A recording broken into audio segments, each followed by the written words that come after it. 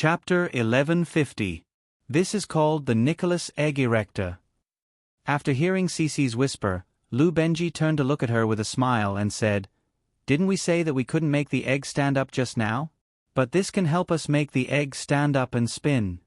She hadn't gotten over the awkwardness just now. She had accidentally sent the egg that Aunt Lou had cooked for Uncle Lou flying and breaking. Feeling guilty and embarrassed, she hurriedly avoided Uncle Lou's gaze and fixed her eyes on the strange box. The Nicholas Egg Erector that Lou Benji was talking about was actually a special name in this world. In Yang Yi's previous life, this thing was called Tesla's Columbus Egg.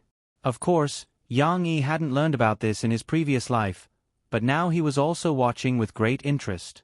Not to mention Yang Yi, the other parents were also craning their necks curiously. If they hadn't been a little reserved, they probably would have mixed in with the children and watched. At this time, Lan Xan, who had been looking at the broken egg, came back to her senses and asked curiously, "But the egg is already broken. How can it spin?" "That's a good question." Lou Benji conjured an egg-shaped copper block out of nowhere like a magic trick and showed it to the children with a smile. "This machine doesn't use our ordinary eggs, but the eggs made of copper that you see in my hand." Of course, Lou Benji demonstrated to the children again. On an ordinary table, the copper egg still couldn't spin and stand up. Next, it's time to witness a miracle. Children, watch carefully. Don't blink. Lou Benji deliberately bluffed. The atmosphere seemed to be tense. The 8 children all stared at the wooden box, the wooden plate, and the copper egg in Uncle Lou's hand. They didn't even dare to breathe. She was the same. When she heard that she was about to witness a miracle, her big bright eyes were filled with excitement. Uncle Lou casually placed the copper egg on the wooden plate and flipped the switch below. The motor below began to hum. However, at this time, the wooden plate didn't move. It didn't spin as fast as the propeller. Next, the children saw Uncle Lou casually spin the copper egg, and it began to spin. But that didn't seem right. The outspoken Chen Shuyun immediately raised her hand and asked in confusion, "Uncle Lou, that's not right. The egg hasn't even stood up yet." "That's right, I can do that too." The girls beside her all started talking at once. But at this moment, Lu Weisha exclaimed softly, drawing the attention of the children. Because while they were talking, the spinning copper egg actually stood up on its own. Amazing! She's already big eyes widened in surprise. She couldn't help but turn her head and look at her father in surprise, as though she wanted to share her feelings of disbelief with him. The principle of this egg-erecting device wasn't complicated. It used a rotating magnetic field to make the egg spin. Then, it relied on the spinning effect to make the egg find the most suitable spinning position. Because the egg was oval-shaped, only when it stood up and rotated with its long axis as the center would it be stable. However, this was still a physical principle that many of the children hadn't learned before. Lou Benji demonstrated it again and began to explain it to the children. The children listened in confusion. They understood a little, but they didn't quite understand. Each of them opened their small mouths and looked at him in confusion. Even the smart she didn't seem to understand. Seeing this, Yang Yi smiled and pointed at the wooden box behind him. He said to the children, "Uncle Lou means that this box of ours uses a more complicated machine to imitate a force that we can't see. It's called magnetic force. It helps us hold this copper egg as if we're holding it with our hands. This way, it can stand up and spin." So that's how it is. Although there were a few slow to react and tilted their heads in confusion, Shi, Yang Luoqi, Yu Xiaowei, and the other girls understood. She was still in her seat.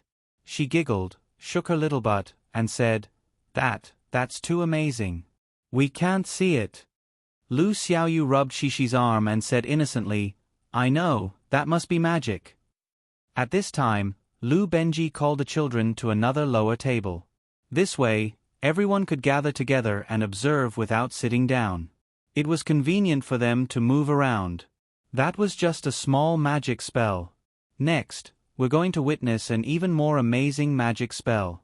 A magic spell that you can't even think of. Lu Benji said mysteriously. "There's more magic to watch." Lon Xian and Chen Shiyun cheered happily. The other girls also laughed excitedly. Nan Xiaoyu also jumped with joy. Lu Benji carried over a very smooth round cushion. It was made of wood and was very heavy. No one knew what was inside. He then took out a small spinning top. It looked a bit like the one that was spinning in the Inception space. However, it wasn't made into a hole. The yellow frame and the bronze vertebral body were exquisite and cute. In the eyes of the children, it was as if it was some magical little toy that attracted their attention. Which child has played with this spinning top before? Lu Benji asked. Instantly, a few children, including Shi, raised their hands excitedly. However, Shi was a little embarrassed. She raised her hand and hesitated whether she should put it down. How many children haven't played with it before? Which child is willing to come up and show us how this spinning top is done? Lu Benji asked with a smile. At this time, Shi shyly withdrew her hand. She was still thinking about her mistake. It wouldn't be good if she messed it up again. Lu Benji originally wanted to call her, but Shi withdrew her hand. Lu Benji didn't want to make this privilege too obvious, so he called a more enthusiastic Chen Shiyun. There was nothing much to say about spinning a spinning top. The technique was similar to spinning an egg. But then, Lu Benji asked Chen Shiyun to do a demonstration. Shi, who had been watching just now, was envious. Lu Benji asked Chen Shiyun to spin the spinning top on a small cover. Then, Lu Benji gently lifted the small cover. He didn't lift it too high, only a centimeter or two. At this time, the spinning top was still spinning on the cover. Shi was surprised to see Uncle Lu gently lift his hand. The cover was taken away, but the spinning top was suspended in the air and kept spinning. Magic! Lu Xiaoyu exclaimed. That's right. This is the magnetic magic that we created using the same magnetic force. Look, there's actually no support below us.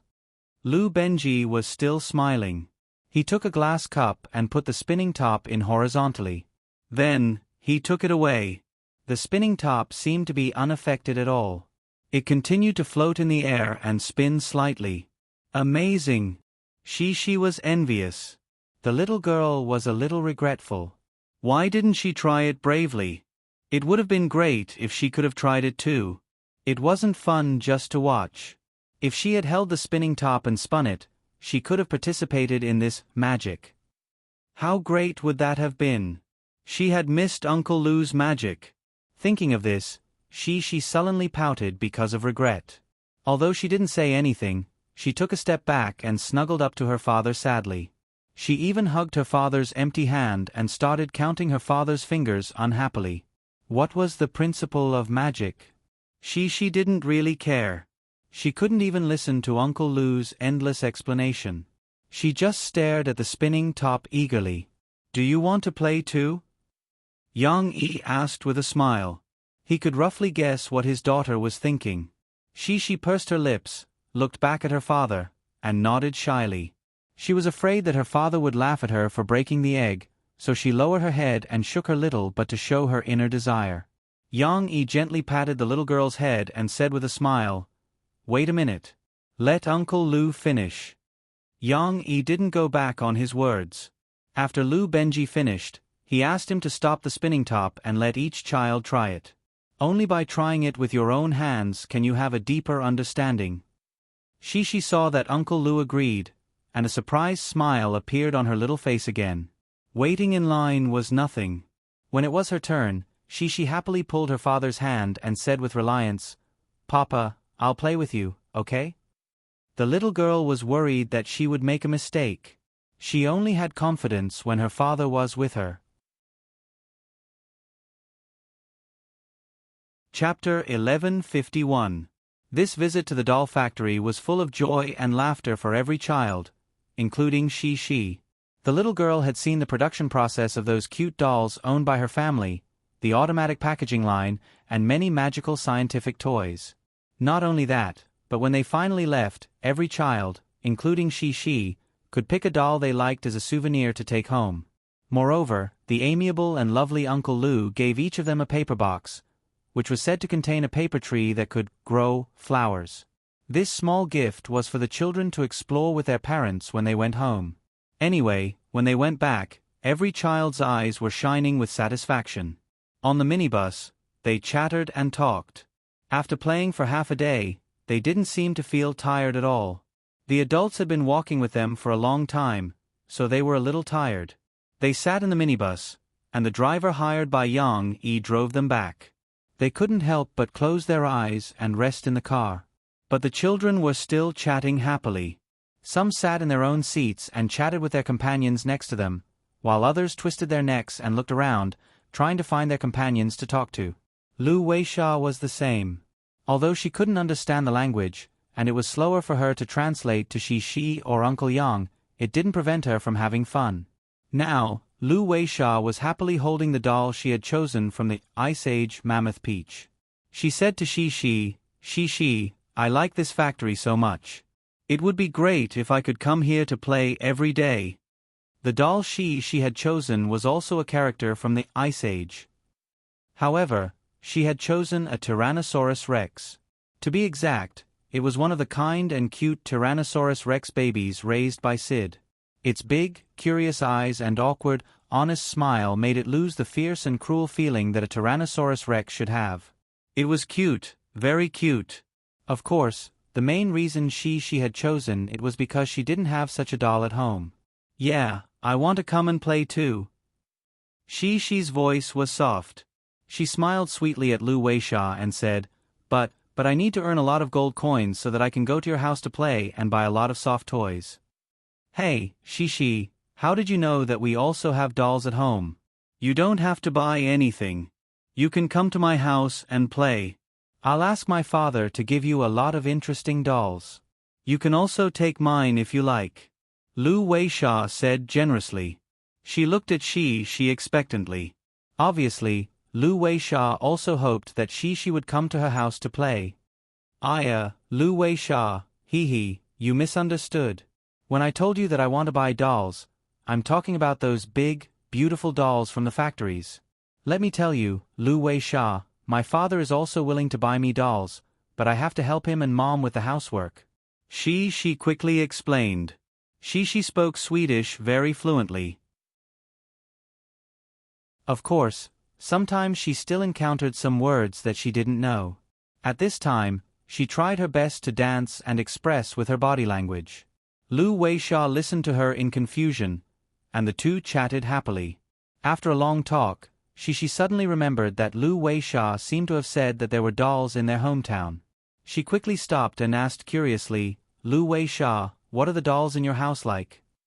On the other side of Jiang City, Guazi's mother was watering the flowers in the courtyard of the municipal government because she had nothing to do on a weekend afternoon. She didn't expect to bump into a woman whom she had been trying to avoid for the past few days. Hui Zhen.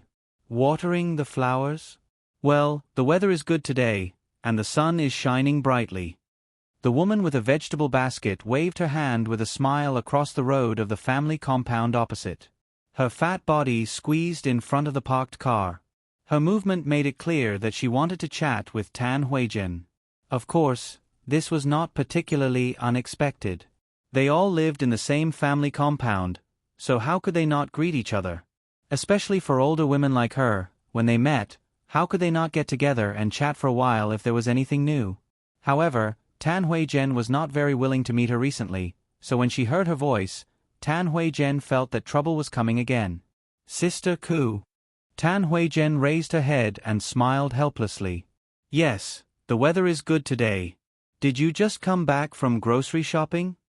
The Sister Ku that Tan Huizhen called was full name Ku Shuyuan. Before she retired, she was a small leader in the Civil Affairs Bureau of Jiang City's Wuhu district. Of course, her own identity was not much to talk about. The powerful one was her brother, who was currently the head of Jiangnan Province's finance department. Their relationship was very strong. However, Ku Shuyuan did not put on airs. Usually, she would chat and laugh with Tan Huizhen and the other middle-aged women in the family compound. She was warm and cheerful, and she was very popular. Originally, Tan Huizhen and Ku Shuyuan's relationship was not bad.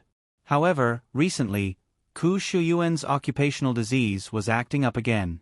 She kept talking about introducing girls to Guazi. This was nothing. Tan Huizhen used to joke about finding a girlfriend for Guazi. The girl that Ku Shuyuan introduced was called Xiao Liang.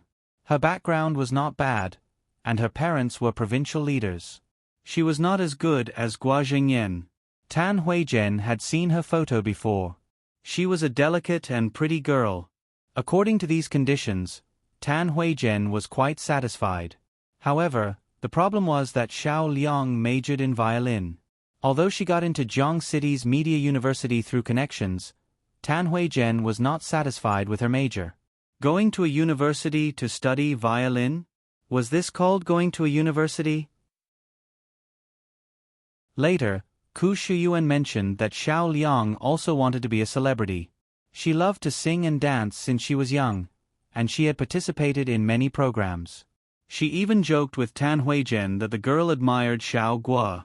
If it was successful, the two of them could develop together in the entertainment industry and support each other. It would be a good story. Hearing Ku Shuyuan's words, Tan Huizhen was even more unhappy. Guazi liked to act. Gua Zhangyan and Tan Huizhen were very opposed to his decision to enter the entertainment industry. Although they had gradually acknowledged Guazi's choice and applauded his achievements, they did not want to have another celebrity as their daughter-in-law. Don't forget, Tan Huizhen had expressed her opinion during Murphy's concert. In her eyes, women in this line of work were more or less unreliable. She might be a ticking time bomb for the family. Moreover, Tan Huizhen felt that it was inappropriate for the girl to be so proactive. She was secretly on her guard.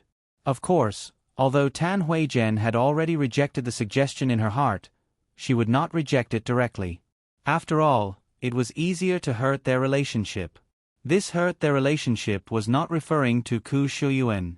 Tan Huizhen was worried that Xiao Liang's family would think that she was looking down on Gua Zhangyan and make enemies for Gua Zhangyan in the province. Therefore, Tan Huizhen played Tai Chi with Ku Shuyuan and delayed the matter. She might as well avoid Ku Shuyuan for the next few days. Unexpectedly, Sister Ku came back from grocery shopping and saw her watering the plants. The two of them chatted for a while. Sure enough, Ku Shuyuan talked about Guazi again. However, to Tan Huizhen's surprise, Ku Shuyuan asked cautiously, "Huizhen, we have known each other for so long. I have a question that I want to ask you. I hope you don't mind." "Sister Ku, ask away." "What's the matter?" Tan Huizhen said with a smile. "To be honest, I think that Xiao Guo and Xiao Liang will be a couple. They are schoolmates and have common topics to talk about. But Xiao Guo hasn't expressed his opinion recently. Could it be that he already has a girlfriend?" Ku Shuyuan asked. "Girlfriend? This?" Tan Huizhen hesitated. She was still hesitating if she should use this as an excuse. But at this moment, Ku Shuyuan sighed and said, "Huizhen, I'm close to you. To tell you the truth, I didn't want to ask you this question. It was Xiao Liang who asked me to. She said she saw a photo of Xiao Guo being intimate with another girl from a classmate's place." Chapter 1152. There was nothing bad about Ku Shuyuan. She had been in the Civil Affairs Bureau for a long time, and she was generous and enthusiastic. She was very attentive to matchmaking. What made Tan Huizhen more unhappy was actually Xiao Liang's side. Tan Huizhen didn't know if it was because Xiao Liang's family wanted to get close to Gua Zhangyan and establish a good relationship with him, or if it was because Xiao Liang saw that Guazi was so popular in the entertainment industry and had some schemes in his heart. Anyway, the other party was the one who asked Sister Ku to be a matchmaker. Guazi didn't have any intentions, but the other party took it seriously. Now that they saw some photos, they anxiously asked Ku Shuyuan to get to the bottom of it. Naturally, Tan Huizhen was a little unhappy when she heard this. "Since when did you have the right to ask about my son's matters?" However, Tan Huizhen didn't say these words out loud. She still chuckled and said, "Sister Ku, I haven't heard of this matter. Could it be that this rascal secretly had a girlfriend outside? I'll have to ask him later." Speaking of this, Tan Huizhen became curious again and couldn't help but ask, "Sister Ku, you're talking about that photo. Do you have it? Let me take a look and see what's going on. Ku Shuyuan looked around and saw that no one was peeking at them. Then, she took out a phone with a big screen and said enthusiastically to Tan Huizhen, "Come, Huizhen, let me show you. Xiao Liang sent it to me. I don't know if it's true or not. What I mean is, you don't have to make things difficult for the child. This kind of thing mainly depends on the child's opinion. If the child's heart belongs to someone else, it doesn't matter. I'll talk to Xiao Liang. Even if they can't be boyfriend and girlfriend, they can still be ordinary friends." Tan Huizhen didn't say anything. After she saw the photo, her smile stiffened. Wasn't the girl with delicate features holding hands with Guazi, Ding Xiang, whom she was very familiar with? Speaking of which, this girl is quite pretty. It's just that her skin isn't as white as Xiao Liang's. Ku Shuyuan pulled the phone away, squinted for a while, and chattered to Tan Huizhen. Tan Huizhen was no longer interested in chatting. She exchanged a few pleasantries, and after bidding farewell to Ku Shuyuan, she returned to the house with a frown and some confusion. There was nothing wrong with the photo. Guazi and Ding Xiang were walking hand in hand. Anyone with a discerning eye could see that there was something fishy going on. Although Yang Huan was walking beside them, she did not stand with them. She was being pestered by two children to watch something. Their surroundings looked like a movie theater. So, they went to watch a movie? Tan Huizhen remembered what had happened last week. Guazi had also said that he wanted to watch a movie, and that it was to watch Yang Yi's animated film. She remembered this very clearly. Guazian had wanted to go with them, but Guazi had not agreed. Because of this, Guazian had been depressed for a long time. Even though Guazi had bought her another movie ticket, she was still unwilling. So, Guazi had not agreed to watch a movie with his sister because he wanted to watch it with Ding Xiang. No wonder his attitude was so firm. Tan Huizhen didn't know that this was not the reason at all. If it was just for Ding Xiang, Guazian would have been fine. After all, she already knew about it. Guazi just didn't want to bring a big friend because it was a party organized by Yang Yi, and there were many children and their parents present. He was worried that it would cause trouble for Yang Yi. But, why was it Ding Xiang? Tan Huizhen frowned. She didn't know what she was thinking. She sat on the sofa for a long time until Gua Zhengyan came back for dinner. Because it was the weekend, Guazian hadn't returned to school yet. While she was eating, she excitedly talked about the strange things she had encountered today. Tan Huizhen didn't express her thoughts. Instead, she waited for Guazian to finish before she asked casually, "Yan Yan, where is your brother now? Is he filming a movie or recording a show?" Guazi didn't live at home now, and he often flew around. Tan Huizhen really didn't know about Guazi's schedule. On the contrary, Guazi, who was closer to Guazian and was keen on understanding the gossip of the entertainment industry, knew more. Guazian bit a vegetable in her mouth and smiled vaguely. "He's eating dirt in some village in Guangdong province." "What do you mean?" Tan Huizhen asked, puzzled. "He's really eating dirt." Guazian wiped her oily mouth and said seriously, "Isn't he the spokesperson of the Sahara Rural Development Foundation?" Originally, he was just a spokesperson. He had nothing to do with going to the countryside, but he had to dive in and follow the large group to teach the farmers. Teach the farmers? Gua Zhangyan heard these keywords and became a little interested. He looked at her sternly and asked in a loud voice, "The Sahara Rural Development Foundation you mentioned, is it a foundation based on the Sahara Online Mall?" Guazian was honest when facing her father. She didn't dare to be cheeky and replied in a low voice, "Isn't it? But this is mainly funded by Brother Yang, and several other bosses in the Sahara have contributed some money. By the way, Guazi is the spokesperson, and Sister Ding Xiang was also arranged by Brother Yang to be in charge of this foundation." Guazian just wanted to take the opportunity to leave a good impression on Ding Xiang in front of her parents, but she didn't know that when she heard Ding Xiang's name, Tan Huizhen's eyebrows trembled slightly. She knew there was something going on here. But before Tan Huizhen had time to ask, Gua Zhengyan, who was interested, didn't give her a chance to speak. He continued, this rural fund, Zi told me before, is mainly used to promote the Sahara Taobao Mall. Gua Zhangyan said with a sigh, in the past, I didn't think that there was anything good about this kind of illusory business on the internet. Now that I've seen the development of the Sahara Taobao Mall, some people have talked to me about it. It turns out that I was wrong. It was mainly because in the past few months, those merchants in Guangdong province had sprung up like bamboo shoots after a spring rain. They had set up shops on Taobao Mall, and Taobao Mall was willing to spend a lot of money to advertise and organize promotional activities. The total sales volume and turnover could be said to be in the form of an exponential increase, which attracted the attention of the whole country. The Sahara Taobao Mall is very good. Gua Ziyan said with a smile, Mom, didn't you see that I rarely go shopping now? Because there are too many clothes to choose from on the internet. Originally, the Sahara Taobao Mall wasn't good enough, but now, many people can set up shops on Taobao Mall, and there are more beautiful clothes. Also, you can add a yuan for a refund of worry-free insurance. If you don't like it after you buy it, you can ask the logistics department to return it to you for free. Tan Huizhen chuckled and didn't respond.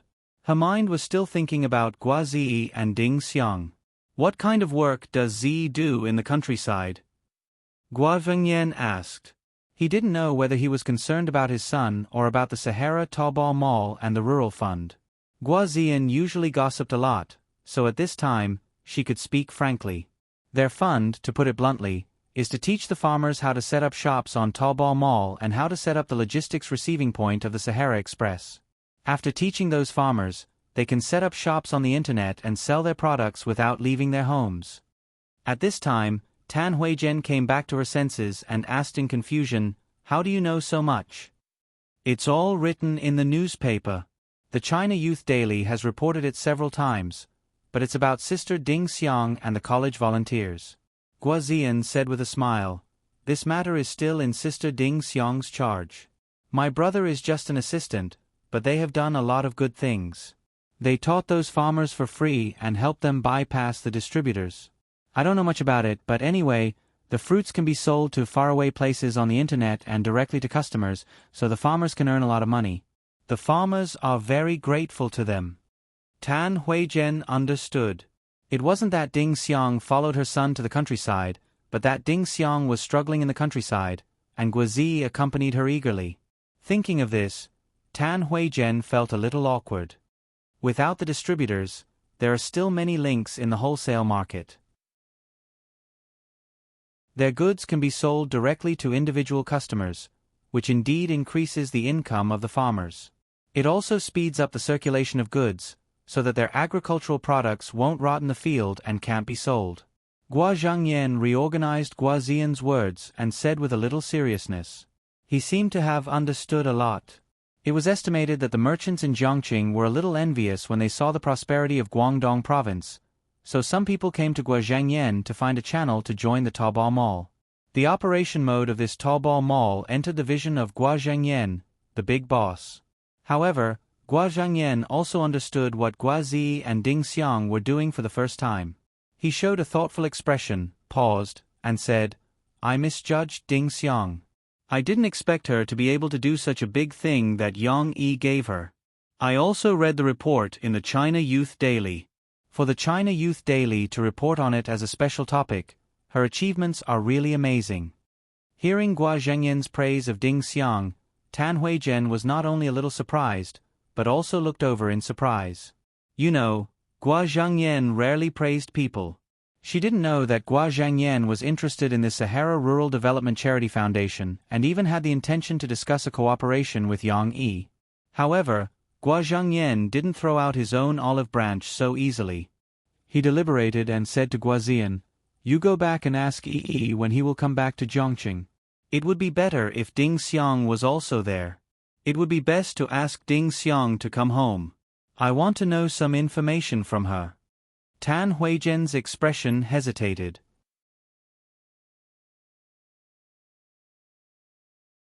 Chapter 1153. Let's not talk about Mama Gua's situation for now. In the evening, after the children went home, the Yang family's villa finally had some peace and quiet. There was still an excited smile on Cece's little face. She hopped on her front foot and then on her heels, following behind her father and happily sharing her feelings today with her father. Yang Yi passed by her and took a plate from the side hall. He rubbed the little girl's head and asked with a smile, "Didn't you have enough fun today?" "I had a lot of fun." She looked up at her father's hand, smiled sweetly and said, "I didn't expect to see so many fun things." "Then we should care about others when we have fun. You can't only care about your own happiness. It's wrong." Yang Yi bent down, put one hand on Shi's shoulder, and said gently, "Look at your mother. She's tired out playing with you today." She didn't know how to react to her father's sudden change of topic. She blinked her beautiful big eyes and looked at her father in a daze. "Mom is back now. She's so tired and has already gone upstairs to sleep. Since we've already had so much fun today, shouldn't we go upstairs and show some concern for her?" Yang Yi said as he circled back and asked Cece. It was the first time that Cece had thought of this. She calmed down from her happy state. The little girl could only nod her little head in confusion. Then, she hugged her father's arm with her two little hands, gently pouted her little mouth, and asked, "Papa, what should I do?" "Mama, is Mama sick?" Yang Yi smiled and said, "Mom isn't sick. She's just tired from walking today. Her feet are a little sore and her body is a little tired. She's just like you who just came back from a spring outing and want to sleep." Of course, he didn't mean to make things difficult for Cece. He seriously guided the little girl and taught her how to care for her mother. "Go up and see if your mother is asleep. She shouldn't be asleep yet. You can ask her how you are now. Do you want some water? Shall I pour you a cup of hot water?" Yang Yi paused. He felt that the last sentence was a little redundant, so he washed a glass and handed it to Shi. He said, "Give your mother a cup of warm water and bring it up directly." Why did Yang Yi ask Shi to get the water herself? Wasn't he afraid that Shi would get scalded? The water dispenser in Yang Yi's house was relatively high-end. Usually, customers could only choose between cold water and warm water. As for the hot water option, it was locked and could only be used by Yang Yi or Murphy with their fingerprints. This way, Shi or Tong could avoid the risk of being scalded by accident. Usually, when she drank water, Shi would take the cup herself. She didn't have the bad habit of opening her mouth and stretching out her hands. "Go ahead. Mom also needs to be cared for. You don't have to do too much. A simple greeting and a cup of warm water will make her very happy." Yang Yi said to Shi with a smile. At this moment, Shi finally came back to her senses. She also played along. She recovered her smiling eyes and nodded actively. She said sweetly, "Hee Papa, I also want Mom to be happy." The little girl was energized. She grabbed the glass and ran out energetically. Yang Yi didn't follow his daughter to see her performance. He just smiled and turned back to the kitchen. How could she let her father down? The little girl filled a cup with warm water, carefully held it with both hands, and slowly walked upstairs. How slow was she? Tong chuckled and chased Bao down the stairs. When he saw his sister, he curiously followed her. He strenuously climbed up step by step, but it didn't take long for him to catch up with his sister. Tong squeezed himself next to Shi. He even stuck his little head out and looked up at his sister with a silly smile. He was as clingy as Bao. However, he didn't know that his squeezing made Shi lose her balance. Her hand trembled, and some of the water in the cup spilled onto Shi's hand. Some spilled onto Shi's clothes, causing a small wet patch. Shi anxiously shouted, "Aya brother, don't touch me. You'll make me fall." Tong was stunned for a moment. He looked up at his sister. Sister is so fierce. But why is she angry? However, little Hua Chan had a persevering spirit. He waited for his sister to walk down 2 steps before he came back to his senses. He felt that it might have just been an illusion, and his little mouth opened again. He giggled and hummed as he followed after his sister. This time, the little fellow didn't touch his sister. After some of the water spilled, She held the cup more firmly and quickened her pace. When they reached the second floor, she carefully held the cup with both hands. She couldn't open the door. What should I do? Actually, she could open the door with one hand and open it with the other. However, she turned around and saw Tong Tong following behind her. An idea popped into her head. Wouldn't it be a waste if she didn't use her brother when she had one? Soon, under his sister's instructions, little Swanee brought over a small stool from his sister's room and stepped on it. He worked diligently with his chubby little hands and helped his sister open the door to his mother's room. Murphy was resting on her bed with her eyes closed. However, she was too tired and didn't want to sleep. After all, she still had to eat dinner later. When Murphy heard the commotion at the door and heard she and Tong Tong's cheers, she couldn't help but sit up in surprise. She turned her head and looked over. Cece had a happy smile on her face as she carefully protected the glass cup in her hand as she walked in.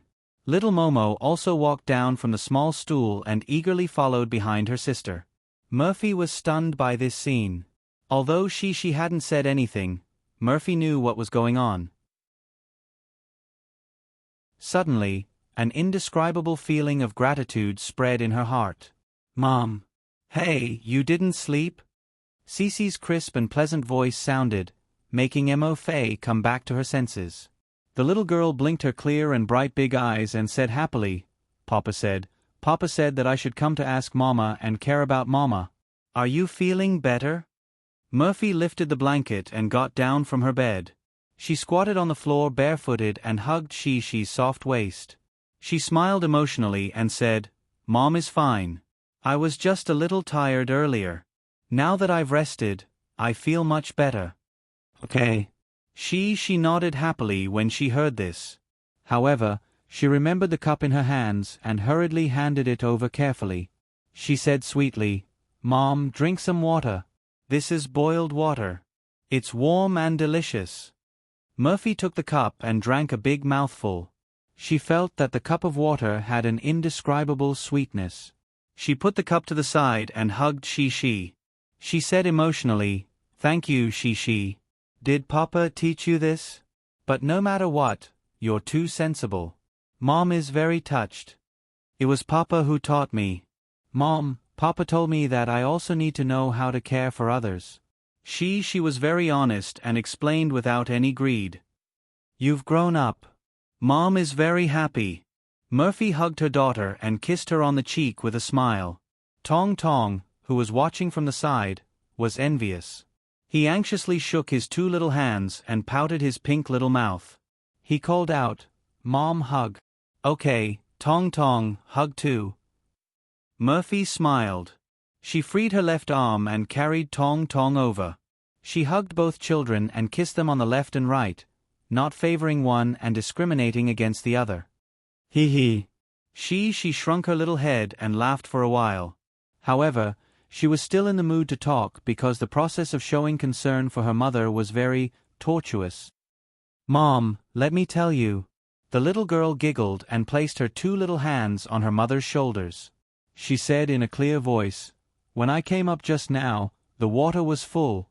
But little brother touched me and spilled some water. Look, my clothes are still wet. Tong Tong seemed to understand that his sister was talking about his embarrassing incident. He raised his two little hands in embarrassment and covered his eyes. He burrowed into his mother's arms and shook his little butt. Sister is too naughty. You didn't have to fill it to the brim. If the water is too full, it will be difficult to hold it. Murphy laughed. How could she blame Tong Tong? Of course, Cece wouldn't complain. She was just narrating the story just now. Now, the little girl was beaming with joy as she said, But little brother also helped me. Just now, little brother even helped me open the door. He's so strong. Really? Then Tong Tong is also very powerful. Murphy smiled and teased the little guy who was pretending to be an ostrich.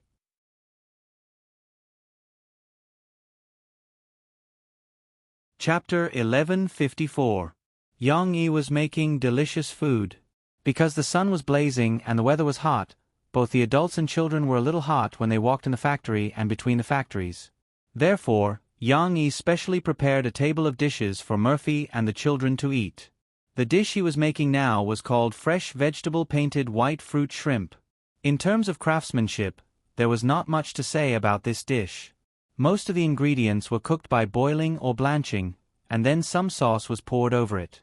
However, this dish was very exquisite when it was placed on the plate.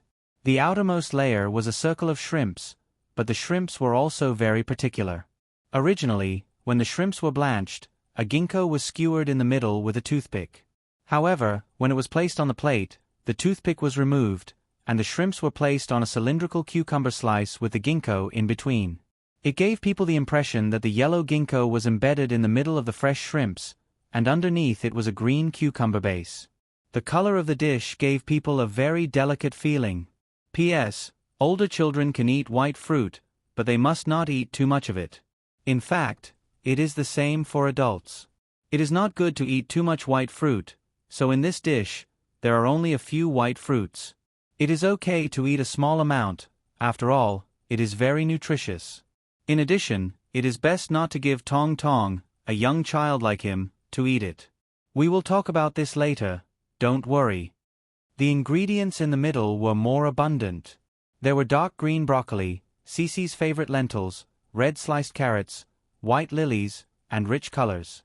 Together with the crystal clear feeling after the sauce was drizzled over the dish, this dish gave people a kind of enjoyment like a piece of art. Of course, smelling the faint fragrance, the family members who were tired after a day's work would have a better appetite.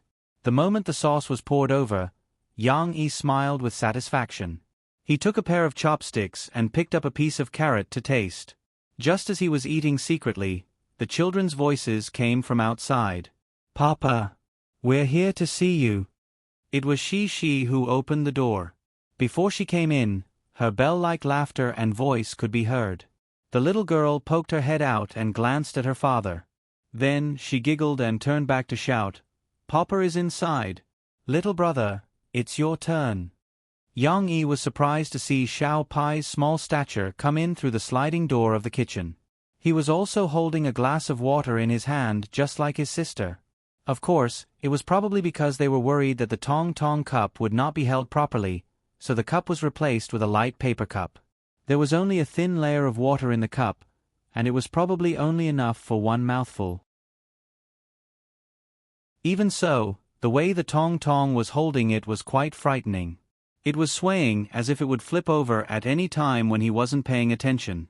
Fortunately, he was sent in safely. Hee Papa. Little Momo followed suit and imitated his sister's behavior upstairs. He grinned and stuffed the cup into his father's outstretched hand. After passing the cup to his father, the little boy wiped his hands on his body and giggled. His round, black, and bright eyes looked at his father innocently as if he was waiting for something. "You're also pouring water for Papa like your sister?" "Thank you. Tong Tong is very sensible too." Yang Yi smiled and rubbed Tong Tong's head. At the same time, he looked at Murphy, who was following behind them. He knew that this was definitely Murphy's idea. Of course, he still had to drink water. Yang Yi opened the paper cup and drank the cold water in one gulp. But Xiao Ruo still looked at him with eager eyes, and even became a little anxious. This was not right.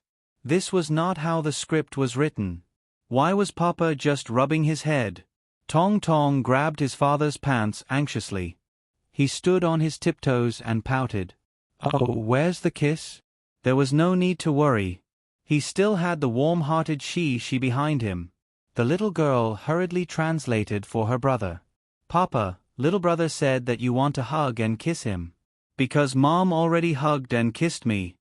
Yang Yi laughed involuntarily. He bent down, picked up the little boy, and kissed his tender little face. At this moment, Tong Tong was satisfied and smiled happily again. However, he did not want to stay in his father's arms. After fulfilling his wish, the little boy twisted and wanted to get down. He turned around and slipped out again. She looked back and reported to her father. "Papa, little brother went to play with Dodo." Wasn't that right? Tong Tong decided to share such an interesting thing with Sister Cat. "You go and play too." Murphy patted Shi's back with a smile and said, "Papa is going to cook." Shi also ran out happily, leaving only Yang Yi and Murphy in the kitchen. Yang Yi still had a dish to cook, but he was not in a hurry. After she went out, he put his arm around Murphy's shoulders and gently massaged her. He said with a smile, "Why don't you sleep? You asked Mommy to bring me water. Didn't you say that you were tired when you came back just now?" "I was tired just now, but now I'm so happy that I don't feel tired anymore." Murphy smiled proudly. "Besides, isn't it good to let Mommy learn something good from me?" Although he may not understand the meaning of this, he will understand it in the future. Yang Yi smiled and said, "There's no need to do it so early. If you let him observe, he will have an impression." "There's no need to do so. I'm just worried that he will fall while holding the cup." "Then tell me, was the cup of water sweet just now?" Murphy didn't want to reason with Yang Yi. She turned around and faced Yang Yi. "It was sweet, of course it was sweet. I put all the credit on you. Thank you for your concern, my wife." Yang Yi smiled, held Murphy's beautiful face, and was about to kiss it. But at this time, Murphy smiled slyly and dodged. He, "I don't want you to kiss me. Your mouth stinks." Yang Yi was confused. He even covered his breath with his hand and sniffed. "It doesn't stink." Murphy pursed her lips and held back her laughter. "Your mouth doesn't stink, but there's a problem with the water you drank just now." Yang Yi widened his eyes and looked at Murphy in surprise. "What problem?" "Think about it, with your son's head, can he reach the water dispenser?" Mo Fei bit her lower lip and smiled charmingly and cunningly. "In order to get you a glass of water, guess where he went to find it?" "No way." "Then why did you let me drink it?" Yang Yi was shocked. His mouth was so shocked that it turned into the shape of an egg. Murphy's words reminded him of a very popular video on the internet in his previous life. A little boy who was still wearing diapers was bringing water to his father who was playing games. In the end, his wife exposed the secret. It turned out that the little boy was holding the cup and scooping water from the toilet bowl. When he thought of this, Yang Yi immediately felt unwell. However, just when he was in despair, he saw a flaw on Mo Fei's face. She did not know how to act at all. She had a smug smile on her face. Yang Yi immediately figured out the crux of the matter. He laughed and pulled Murphy over. His big palm lightly slapped her perky butt and said unhappily, "You, how old are you now? Are you happy being naughty?" He. Murphy twisted in his arms and giggled. "How did you find out?" "I don't believe that you didn't stop him when you saw him bringing me water from the toilet bowl. I guess it was she who got him water from the water dispenser? You like to play pranks." Yang Yi laughed. "Also, I kissed your son just now. If it was really toilet water, would you let me kiss Momo?" Murphy laughed until tears almost flowed out. She used her small fist to hit Yang Yi's thick chest. I'm dying of laughter." Okay, I admit it. I was joking. Don't talk about toilet water anymore. It's almost time to eat. Now you want me to stop talking?" Yang Yi purposely put on a fierce posture. "It's too late. You didn't let me kiss you just now. Now I'm going to take it back 100 times. Don't. What if the wrapper tears?" While begging for mercy, Mo Fei looked at Yang Yi with flirtatious eyes. That happy smile did not show any sign of admitting her mistake.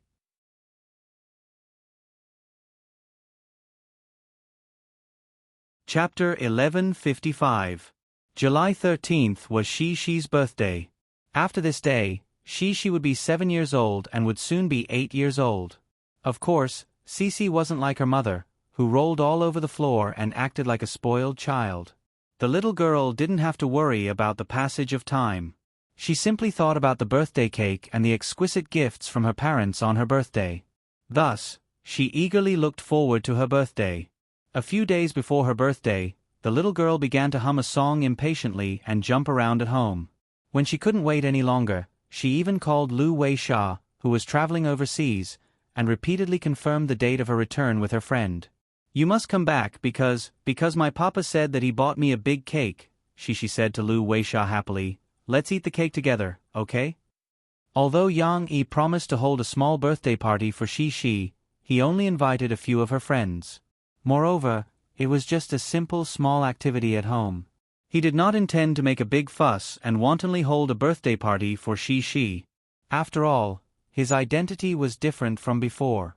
Under the premise that the statistics were not complete and his company had no intention of going public in the near future, his net worth had reached 10 billion yuan. Such an identity naturally attracted the covetous eyes of many people who had evil intentions. The media also used a few photos of she secretly taken all day long, saying that the little girl was becoming more and more beautiful as she grew up. Yang Yi was famous for raising children. Through the reactions of some people in the entertainment circle who had come into contact with Shi's character was extremely good. Of course, the media would not say it directly, but they always liked to play with words. They vaguely said that based on Yang Yi's net worth, when Shi grew up in the future, she would definitely be the most popular and beloved little princess in the whole of China. In fact, these did not need to be said when Shi grew up.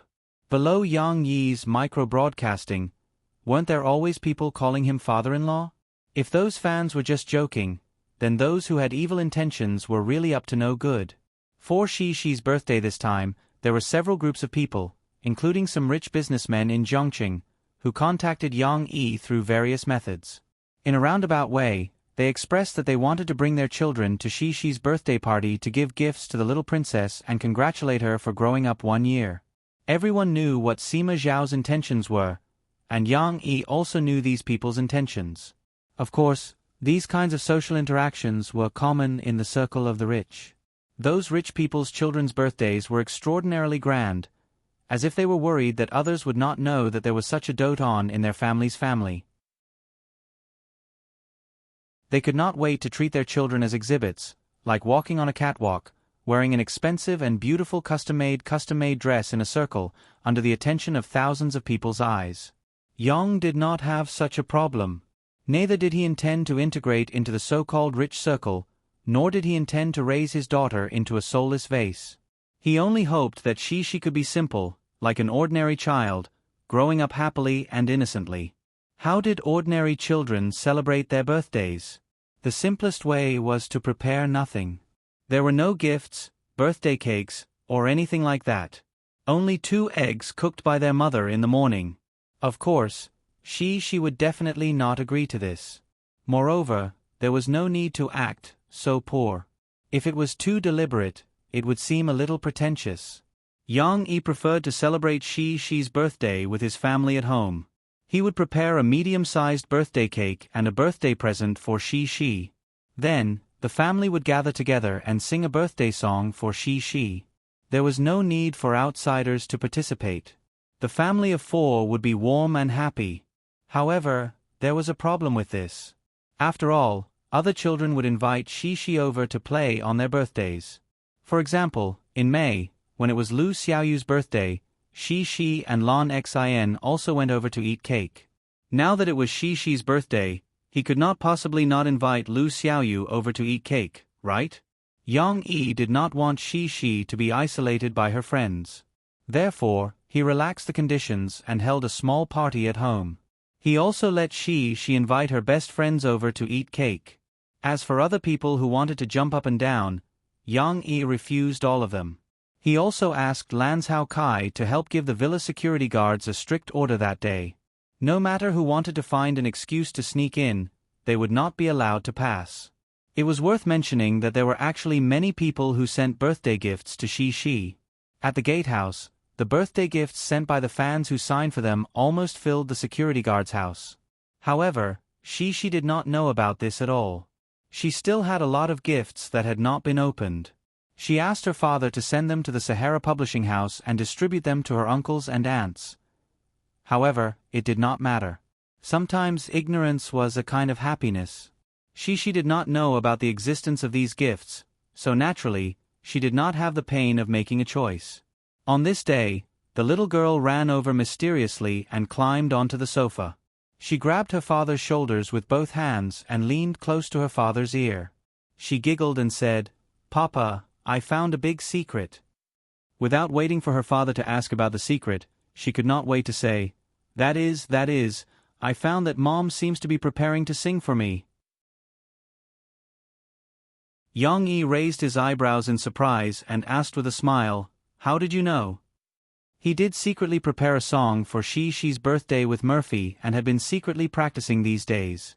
Of course, Murphy practiced more. After all, she was the lead singer. "Because I just went to find Mom and saw her singing on the 3rd floor. She seemed to be afraid that others would know."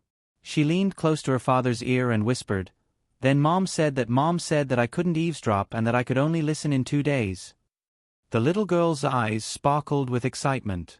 Obviously, she was very proud of her great discovery. "Mom must be singing for me. Because it's my birthday in 2 days. That's not necessarily true. Mom may just be practicing her singing. She may not necessarily plan to sing on your birthday." Yang Yi smiled and reached out to pinch the little girl's delicate little nose. "Oh no. You both sang last time." She wriggled her little body in her father's arms, making her father laugh. "Don't laugh. You have to sing." The competition in the movie market during the summer vacation was particularly fierce. In addition to the 2 excellent movies, Frozen and The Shawshank Redemption, some movie companies in this world also released commercial blockbusters one after another.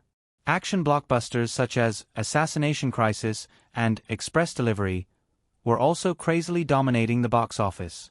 They formed a strong competition with Yang Yi's 2 works. Half a month had passed, and the box office of Frozen was still strong. Not only did it not decline as many people had predicted, but because of its good reputation and a relaxing and interesting plot, this animated movie took advantage of the declining box office of The Shawshank Redemption to once again take the top spot in the daily box office rankings. This was definitely a miraculous performance for an animated movie. Interestingly, the box office performance of Frozen was shocking, and the box office performance of The Shawshank Redemption was also shocking. This movie had high hopes in the early days of its release, and even many veteran film critics endorsed it. It also maintained a very high rating on movie rating websites because of its heart-wrenching story. However, a movie like this was praised for being good, but it wasn't a hit. After a short period of peak box office sales, the movie gradually declined until it lost its #1 spot. Then, a few days later, it was overtaken by Assassination Crisis. This kind of abnormal behavior left many people in the film industry puzzled. This was obviously a very good movie. Why was no one willing to buy tickets to watch it? In fact, many of the audience's comments had already told them the answer. Heartbreaking. This is undoubtedly a good movie, and the story is very profound. However, after watching it, I feel that this is not a commercial movie at all, but a literary film. Every character's story is unforgettable, so I won't spoil it here. I'm very touched and it's worth thinking about. But my girlfriend said that she doesn't like this kind of movie. If only it was as fun as Yang Yi's previous movie, The Fugitive. In comparison, I'd rather take my girlfriend to watch Frozen. This movie's dissection of human nature is too cruel, especially when the protagonist is dealing with the prison guards and helping them evade taxes. Although I know that he was forced to do so, I still feel that he shouldn't have done so. These prison guards should be arrested. Overall, I'm touched, but I'm also depressed. Although, I'm still happy to see the ending. Due to the nature of the movie, The Shawshank Redemption was hopeless at the box office.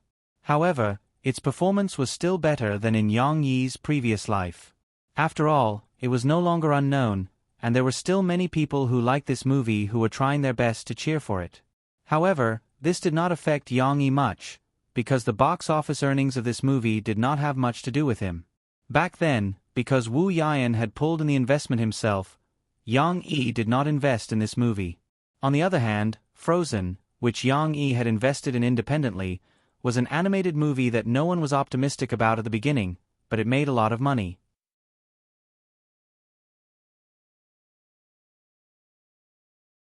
Chapter 1156.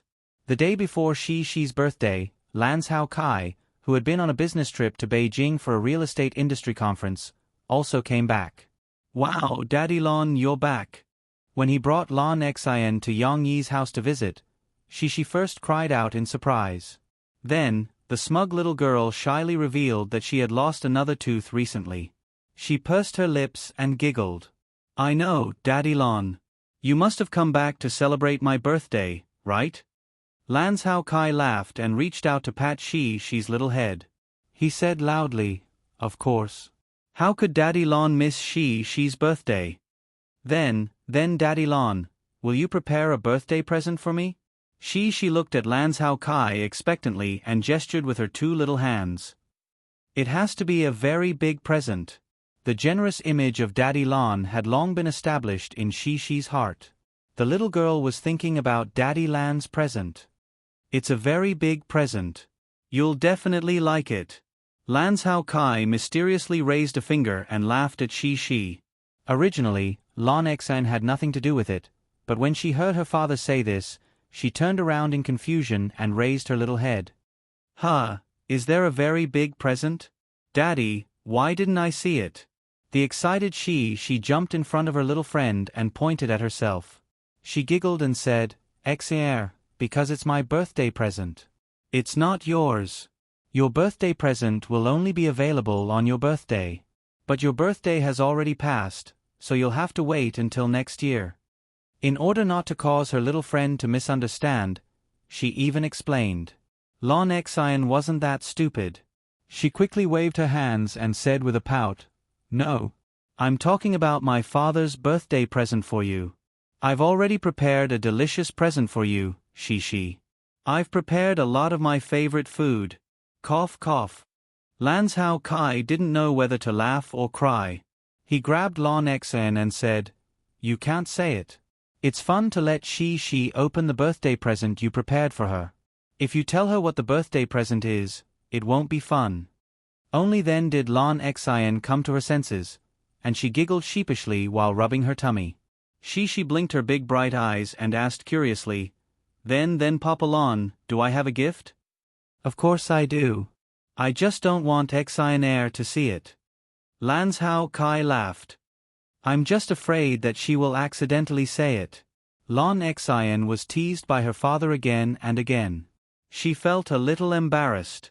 She angrily pulled Shishi and shouted, Shishi, let's go play.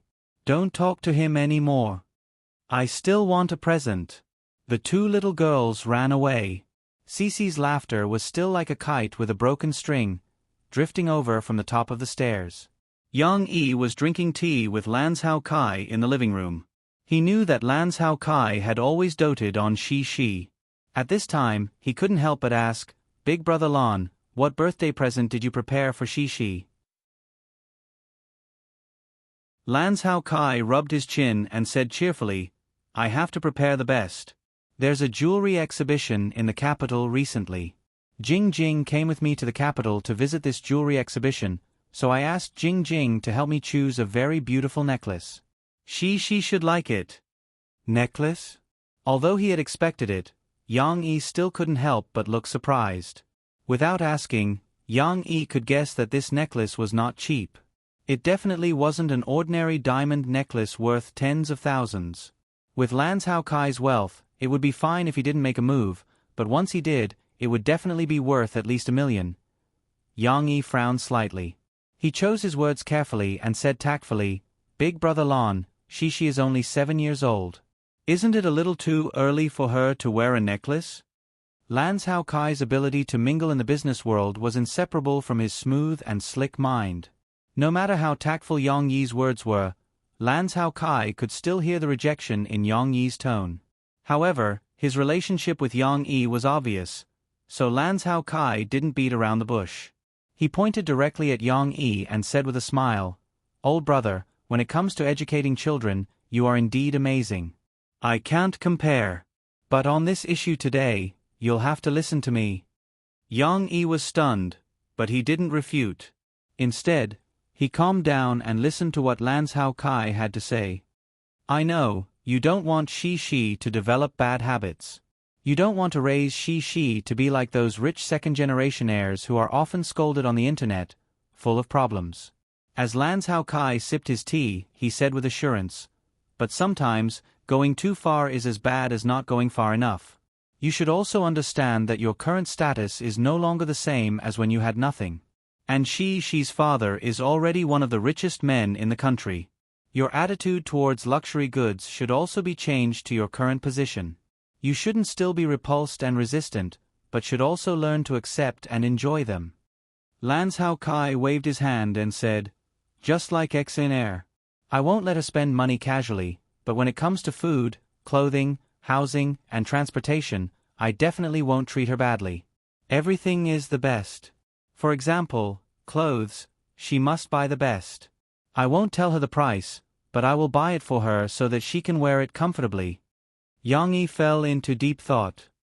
Raise the boy in poverty, and raise the girl in wealth. This is the truth passed down from the older generation. Lan Hao Kai waved his hand and said, "If I gave birth to a son, then I'll let him suffer a little. It doesn't matter, but on XNR's side, I've never let her suffer, except for losing weight." Back to the jewelry. You see, XINR doesn't usually wear any jewelry, but do you know that there are boxes of jewelry in her dressing table? Lan Hao Kai smiled and said to Yang Yi, "I don't let her wear jewelry on the street, but you have to prepare them for the child and let her know the use of these jewelry.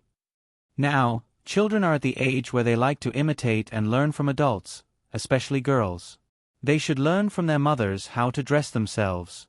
She is the same. She can't always let you, her father, pick out clothes for her and tie her hair. Girls have to learn these skills from their mothers, because only women understand other women. Putting makeup aside for the time being, the matching of clothes and jewelry would be useful in the future. Moreover, it was a girl's nature to love beauty. You can't let her suppress it all the time. You have to encourage her to try it openly and guide her correctly.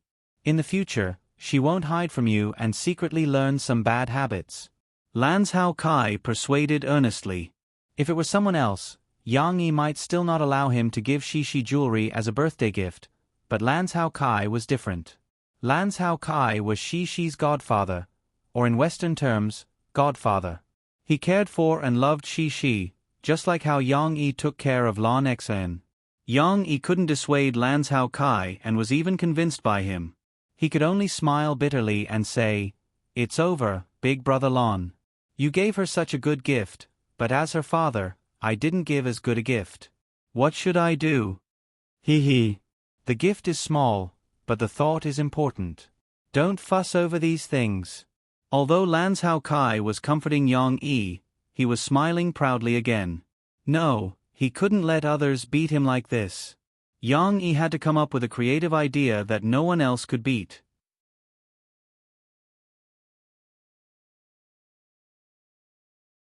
Chapter 1157. On the morning of July 13th, the Yang family's villa was bustling with activity. At night, Chen Shuyun's family, Nan Zhaoyu's family, and Lu Xiaoyu's family, who had already moved to their new home in Wuhu district, might find it inconvenient to go home. Therefore, after careful consideration, Yang Yi decided to arrange Shi's birthday party during the day. That way, the children could have more fun.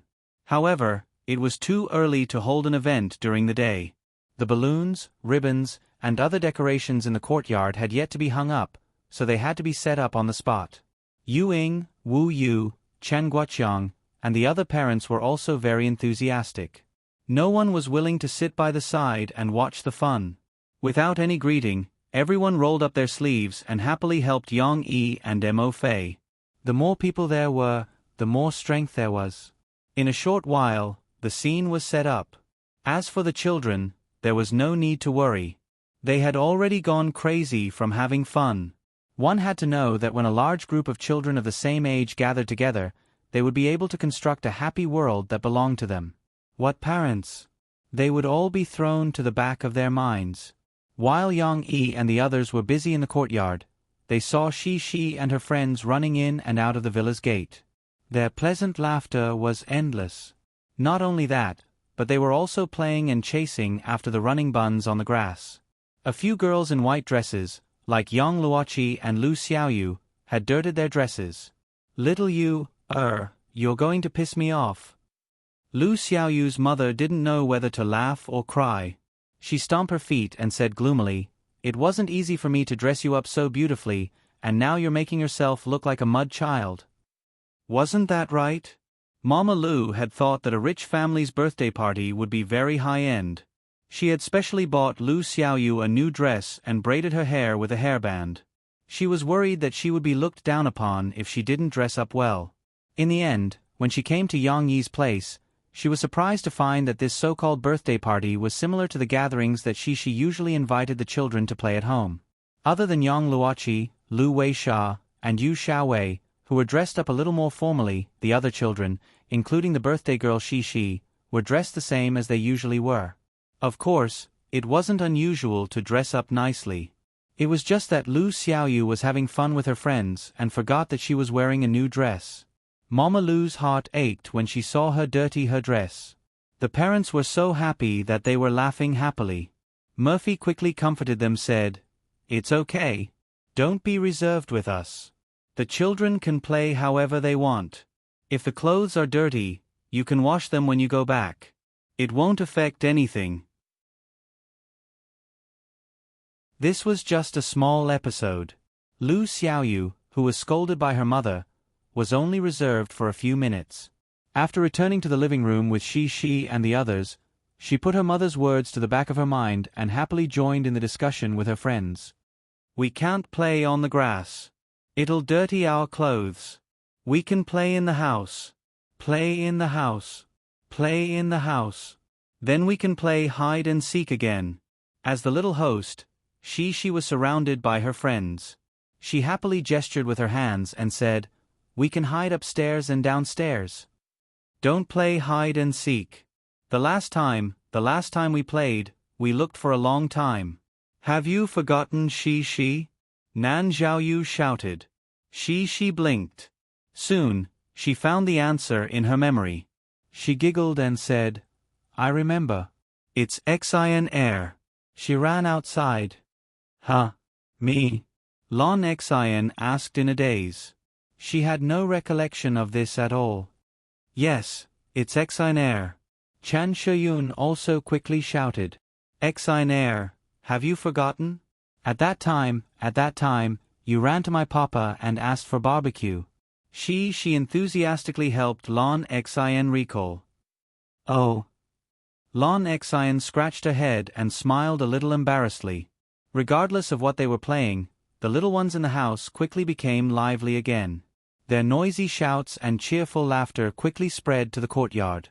Tong Tong was busy drinking milk and didn't play with his sisters. However, when he heard his sister's laughter, he couldn't sit still beside his mother. He pushed his mother's hand away and slid down from his mother's lap. His little hand was pulled by his mother, and his clothes were lifted up, revealing his white and fat belly. "Where are you going?" Murphy asked. However, Tong Tong's mind was full of his sisters. He kept walking forward. His little hand was pulled by his mother, but he didn't give up. He made a hum sound from his nose. "Let him play. I'll talk to Shi and ask her to take care of her brother." Yang Yi saw this and took Tong Tong from Murphy with a smile. When he came to the living room, Yang Yi was surprised to see that each child was holding a small doll. They were sitting around the tea table as if they were having a meeting. Seeing his appearance, Cici and the other girls all screamed, as if they had been caught doing something bad. It was unknown who took the lead. "Why are you screaming so loudly? What are you playing?" Yang Yi looked at them with a smile and asked. "Acting in a movie. Uncle Yang, we are acting in a movie."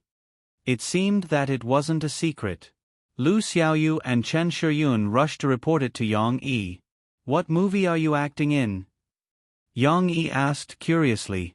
At this moment, the children looked at each other and didn't know how to answer. "Yes, we are acting in a movie.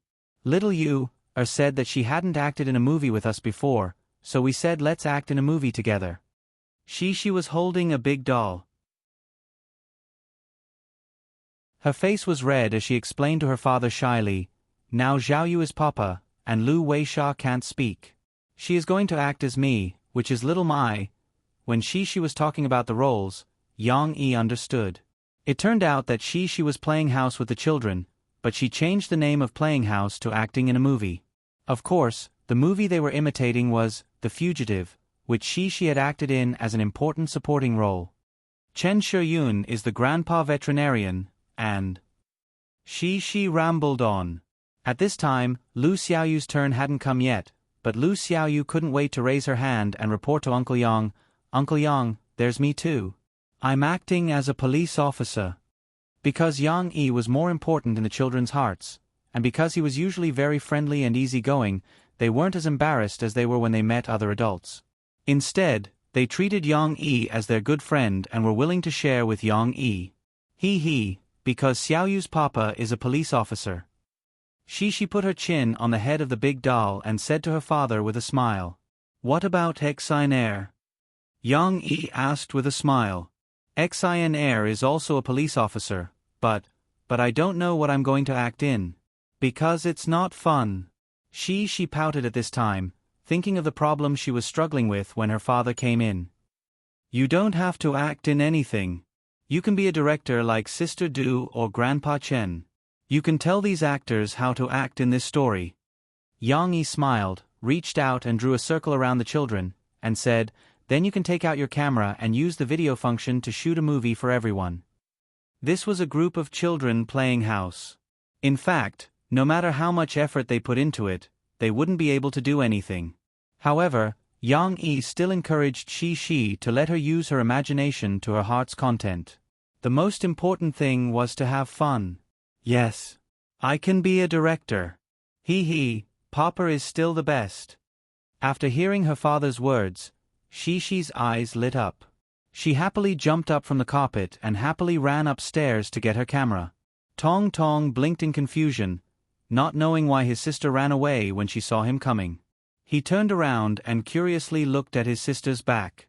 Yang Yi's hand moved, and then he remembered the purpose of his visit. He smiled and called Lan Xian, asking her to help take care of Tong Tong.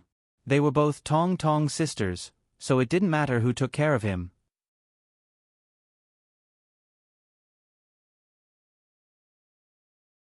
Chapter 1158.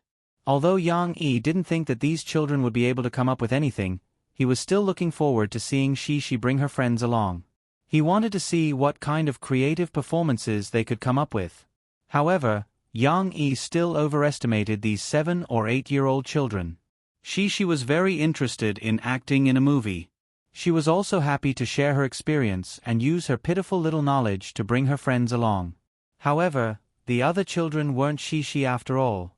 In the beginning, when everyone was talking about acting in a movie, everyone seemed to be in high spirits as they cheered each other on. However, when Shi brought down her small card camera from upstairs and began to talk about the script with her friends, some of the children sitting around the coffee table began to get distracted. Nan Xiaoyu, the male lead, had originally been looking straight at Shi, but at this moment, his envious gaze fell on the camera. After a few minutes, the little boy couldn't help but ask, "Shi, can I have a look at your camera? Just for a moment." Nan Xiaoyu grabbed the edge of the coffee table with his 2 small hands and asked pleadingly. Shi's endless chatter was interrupted, but the little girl didn't mind. She bent down, took the camera strap off her neck, and handed it to Nan Xiaoyu generously. Then, Shi didn't feel that she had been interrupted at all, and continued enthusiastically, "Xiner, you have to drive a police car and chase after Xiaoyu and Sister Xiaowei with little Yu." Yu Xiaowei listened attentively, and Lu Xiaoyu was very supportive. She grinned as she listened, but someone beside them was distracted. Before Chen Shiyun could explain the plot, she couldn't help but lean over and study the camera with Nan Xiaoyu. In addition to them, Lu Weisha was also distracted. Of course, Lu Weisha couldn't be blamed. After Tong Tong was arranged to sit next to Sister Xiner by his father, he couldn't sit still. He turned around and saw that on the other side of Sister Xiner was the beautiful foreign girl he had shared with to play with. Thus, Lil Pippi had his own little idea. He got up from the ground and hobbled to his toy basket. "Momo, where are you going?" Lan Xian didn't forget the responsibility that her father had given her, but she was too lazy to get up. She turned her head, blinked, and looked at Tong Tong carefully. Was this also considered taking care of him? She saw the little guy press his hands down, and his slightly bulging buttocks, which were wrapped in diapers, stuck out. He rummaged through his toy basket for a while, and finally, he exclaimed and struggled to take out 2 car toys. One was a bright red fire truck, and the other was a yellow sports car. Both of them were Tong Tong's favorites. The little guy held one toy in each hand and walked back with a big smile. He nudged Lan Xian with his buttocks and sat down next to Sister Lan Xian's chubby buttocks.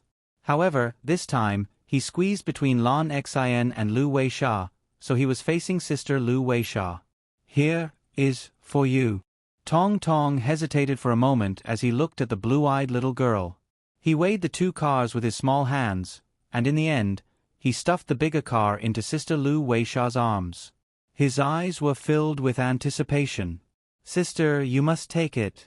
Otherwise, you will be disappointed." Lu Weisha was a little confused. She had the same feeling as when Tong Tong gave her the robot. She scratched her head, hugged the red fire truck, and said to Tong Tong in confusion. She knew that Tong Tong didn't speak Swedish, so she thought hard for a while. Finally, she found a Chinese sentence that she had learned recently and asked, "What is you familiar with?" Surprisingly, Tong Tong actually understood Lu Weisha's Chinese, which was not very standard. He grinned and said, "Handing over the RV." Usually, Murphy would teach him how to speak at home. Other than learning how to count, the toys that Tong Tong played with the most and was most interested in became his main subject of learning. Yang Yi even found a picture book in the Sahara Publishing House that was specially designed for children to babble and asked Mo Fei to teach it to him. Fire trucks, taxis, cars, planes, helicopters, elephants, rabbits, squirrels. At this stage, Tong Tong's learning was still not standard. Just like what he was teaching Lu Weisha, he said fire truck was handing over the RV. However, his memory was not bad, so he could remember a lot of things. The only thing left was to correct the pronunciation. However, Lu Weisha didn't understand either. She foolishly followed little Momo's instruction in Chinese, only to see the blue-eyed big sister also blinking her eyes and saying, "Waifeng, ha."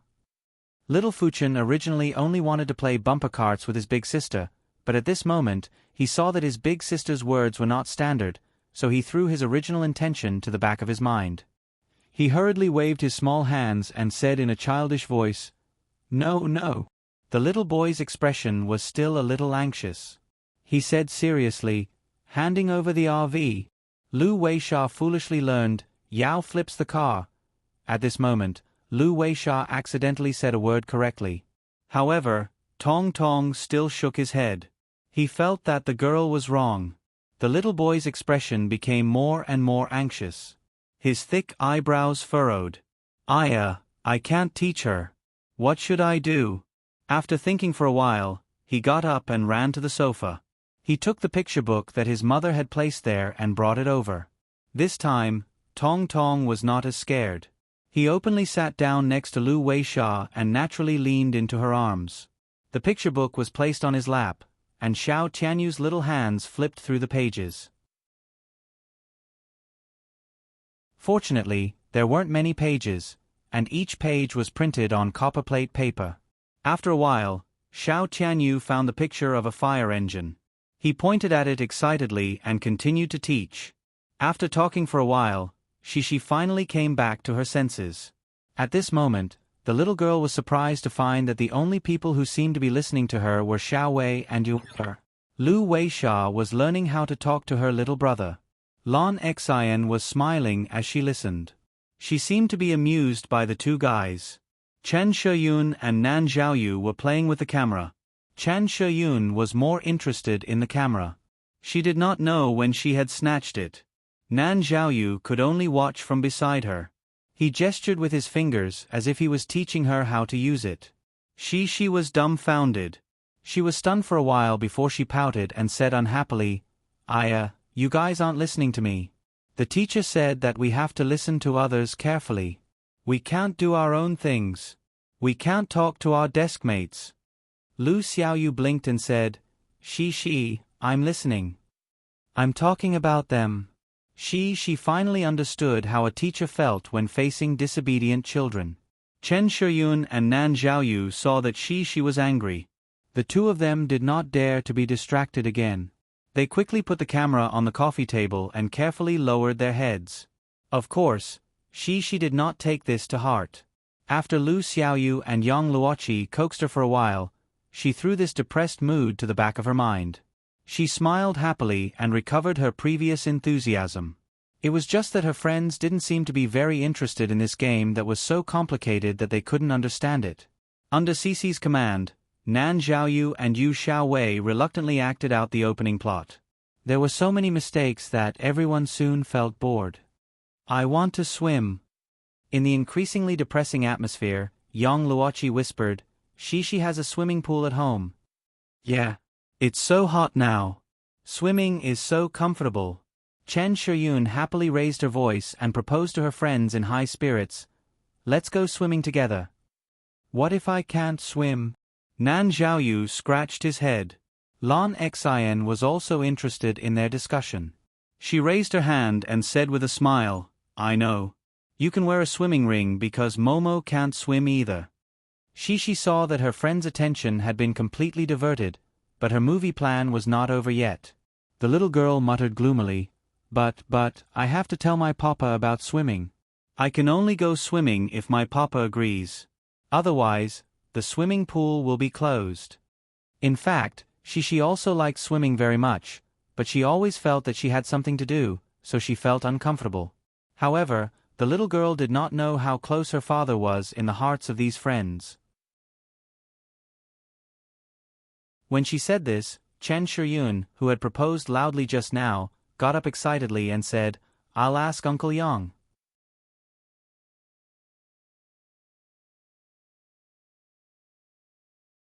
Chapter 1159. In the yard, the decorations for the birthday party had been done, but it had to wait until noon to start. By the way, lunch was changed to cake and barbecue. Therefore, Yang Yi accompanied Lan Zhao Kai, Nan Yun, and other parents to sit under the temporary shelter that had just been set up. They drank tea and chatted while enjoying the shade.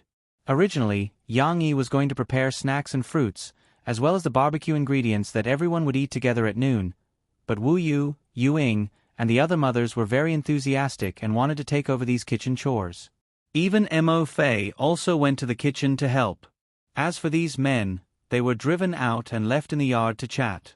With the two gods of wealth, Lan Zhao Kai and Yang Yi, the content of the men's conversation was naturally in the direction of financial management. It was worth mentioning that last year, Chen Guoqiang, Nan Yun, and others also consulted Lan Zhao Kai's opinion and boldly bought real estate in Wuhu District. Since the beginning of this year, Wuhu District had begun to renovate old houses. Although it was not their turn to receive demolition compensation, the housing prices in Wuhu District had begun to rise. Those who had already bought houses, like Chen Guoqiang and Nan Yun, were happy to see that they had earned a sum of money. Like Yu Ying, after earning her royalties last year, she also began to invest in real estate under the tips of everyone's conversations. Her assets had also improved. Of course, for Yu Ying, her Little Bubba's Adventure had been arranged by Sahara Publishing House to be made into a picture book, an audiobook, and even an animation adaptation. The income in the later stage was flowing into her. Therefore, Yu Ying did not care about the little appreciation of real estate. But for ordinary families like Nan Yun, Chen Guoqiang, Yang Gua, and others, the income from the appreciation of real estate was real joy. Now that they had the opportunity to chat with Lan Zhao Kai again, they naturally looked forward to getting some money-making news from Lan Zhao Kai. Perhaps the news that was not very eye-catching in the eyes of the rich was great for them. Lan Zhao Kai naturally understood what these parents were thinking, but his EQ was very high. He was always smiling and skillfully evading their questions. He was always able to talk about things that he shouldn't talk about, but he wasn't stingy with what he could talk about. He was very measured and didn't leave any traces as he revealed some information that could make them money. In contrast, Yang Yi's social skills were somewhat weak. After all, this was an ability that could only be honed through years of accumulation, and it had a lot to do with one's personality. Therefore, even though he had tried very hard to integrate into the world of ordinary people, Yang Yi still couldn't handle these situations. Fortunately, he was smart. He talked and laughed, but most of the time, he agreed with Lan Hao Kai. He rarely got involved in these topics. The ones who saved Yang Yi were his favorite, the innocent and naive children. He didn't know how Chen Shiyun and the others convinced Shi. Anyway, a large group of children, including Shi, swarmed out of the door and ran noisily in front of Yang Yi. Lan Xin, on the other hand, was dutiful. She held Xiao Tianyu's hand and walked slowly behind them. Interestingly, although Lan Xian fell behind because of Tong Tong, the one who was anxious to catch up with her sisters was Tong Tong. The one who didn't want to run too fast was Lan Xian. The weather was so hot, why did they run so fast? Uncle Yang, Uncle Yang. Chen Shiyun was the most enthusiastic. She ran over and grabbed the arm of Yang Yi's beach chair. She asked excitedly, Can we swim in your swimming pool? Yang Yi was a little surprised and asked, You want to swim? Yes. The children around Yang Yi nodded excitedly. Lu Weisha's reaction was a little slow because she had to wait for Shi to translate for her. Lu Weisha, who finally understood the children's thoughts, waved her arms happily and said in English, Swim, I like to swim. What? At this time, several members of the mother group, including Wu Yu, Murphy, Yu Ying, and the others, came over with trays. Seeing the lively scene, they asked curiously. When they found out that the children wanted to swim, Wu Yu and Yu Ying quickly waved their hands and said, No. We didn't bring a change of clothes or a swimsuit. How can we play in the water? They were right. The children didn't think it through. However, this kind of rejection was still a little hard for the children to accept. Chen Shiyun and Yang Luoqi pouted and said unhappily, We want to swim. Seeing this, Yang Yi quickly got up from the beach chair and pressed on their shoulders. He smiled and comforted them, It's okay. Today is a little sudden. How about this? Next time you come to play, bring your swimsuits. Uncle will open the swimming pool for you to play in, okay? Yang Yi's words were obviously much more persuasive than their parents' scolding. Although they still looked unwilling, at least they just pouted unhappily and shook their buttocks reluctantly. They didn't continue to be stubborn with their mother. Come and eat the honeydew, watermelon, mango, and cherries. They've all been cut and washed. Murphy also smiled and greeted the children. At this moment, Lan Xian, who was standing at the back, walked to the front while holding Tong Tong's hand. She originally wanted to return Tong Tong to Father Yang, but when she heard this, her eyes immediately lit up. Lan Xian couldn't care less about Tong Tong, this little burden. She held Tong Tong's hand and didn't care that the other children were still sulking. She and Tong Tong moved forward silently. They couldn't make a big fuss. There were so many people here. If they wanted to eat good food, they would have to fight for it. Then, she let go of Tong Tong's hand and picked up a piece of honeydew from the table. Lan Xian took a bite first. When she lowered her head, she saw Tong Tong's eager little eyes. That's right. There's still my little brother. Lan Xian then freed one hand and picked up another piece of cantaloupe from the plate. However, Lan Xian noticed that the kernels on the new piece of honeydew were not removed. But she didn't have a free hand. What should she do? It's okay. Lan Xian had her ways. She took the piece of honeydew that she had already taken a bite of and scratched the new piece of honeydew. The kernels were removed in an instant. Here, this is for you. Lan Xian handed the cantaloupe that she had prepared to little Momo. As she spoke, she couldn't wait to take another bite of her own cantaloupe. It's so sweet and cool. It's delicious. Tong Tong's mouth watered when he saw Lan Xian's intoxicated expression. He held the honeydew clumsily and imitated Lan Xian's actions by taking a small bite of the honeydew. It's sweet, right? Lan Xian didn't forget to look at Tong Tong when she was satisfied with the honeydew. Tong Tong couldn't be bothered to speak. He could only raise his head and move his mouth. His eyes were so sweet that they were squinting as he giggled. It's better to eat good food with Sister Xian air.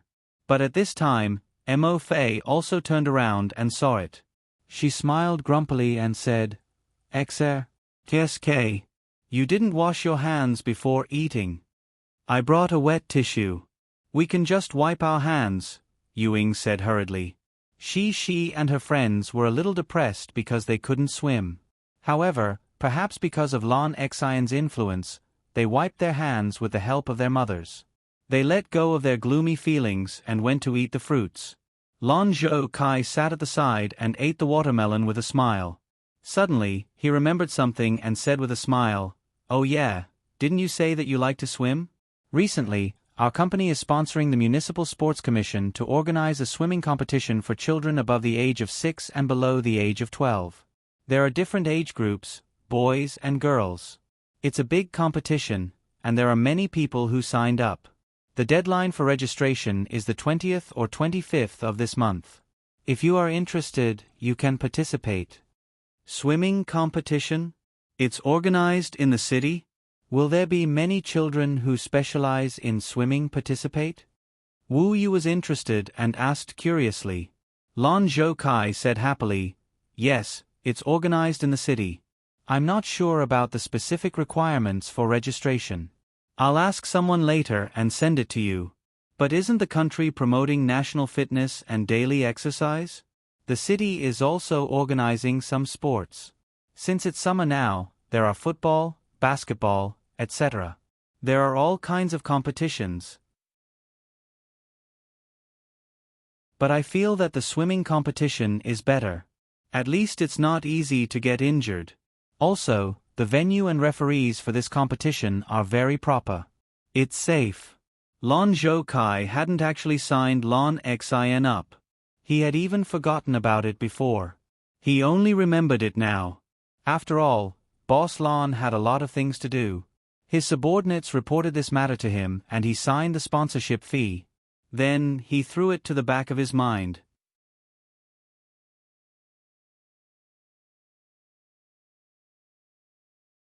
Chapter 1160.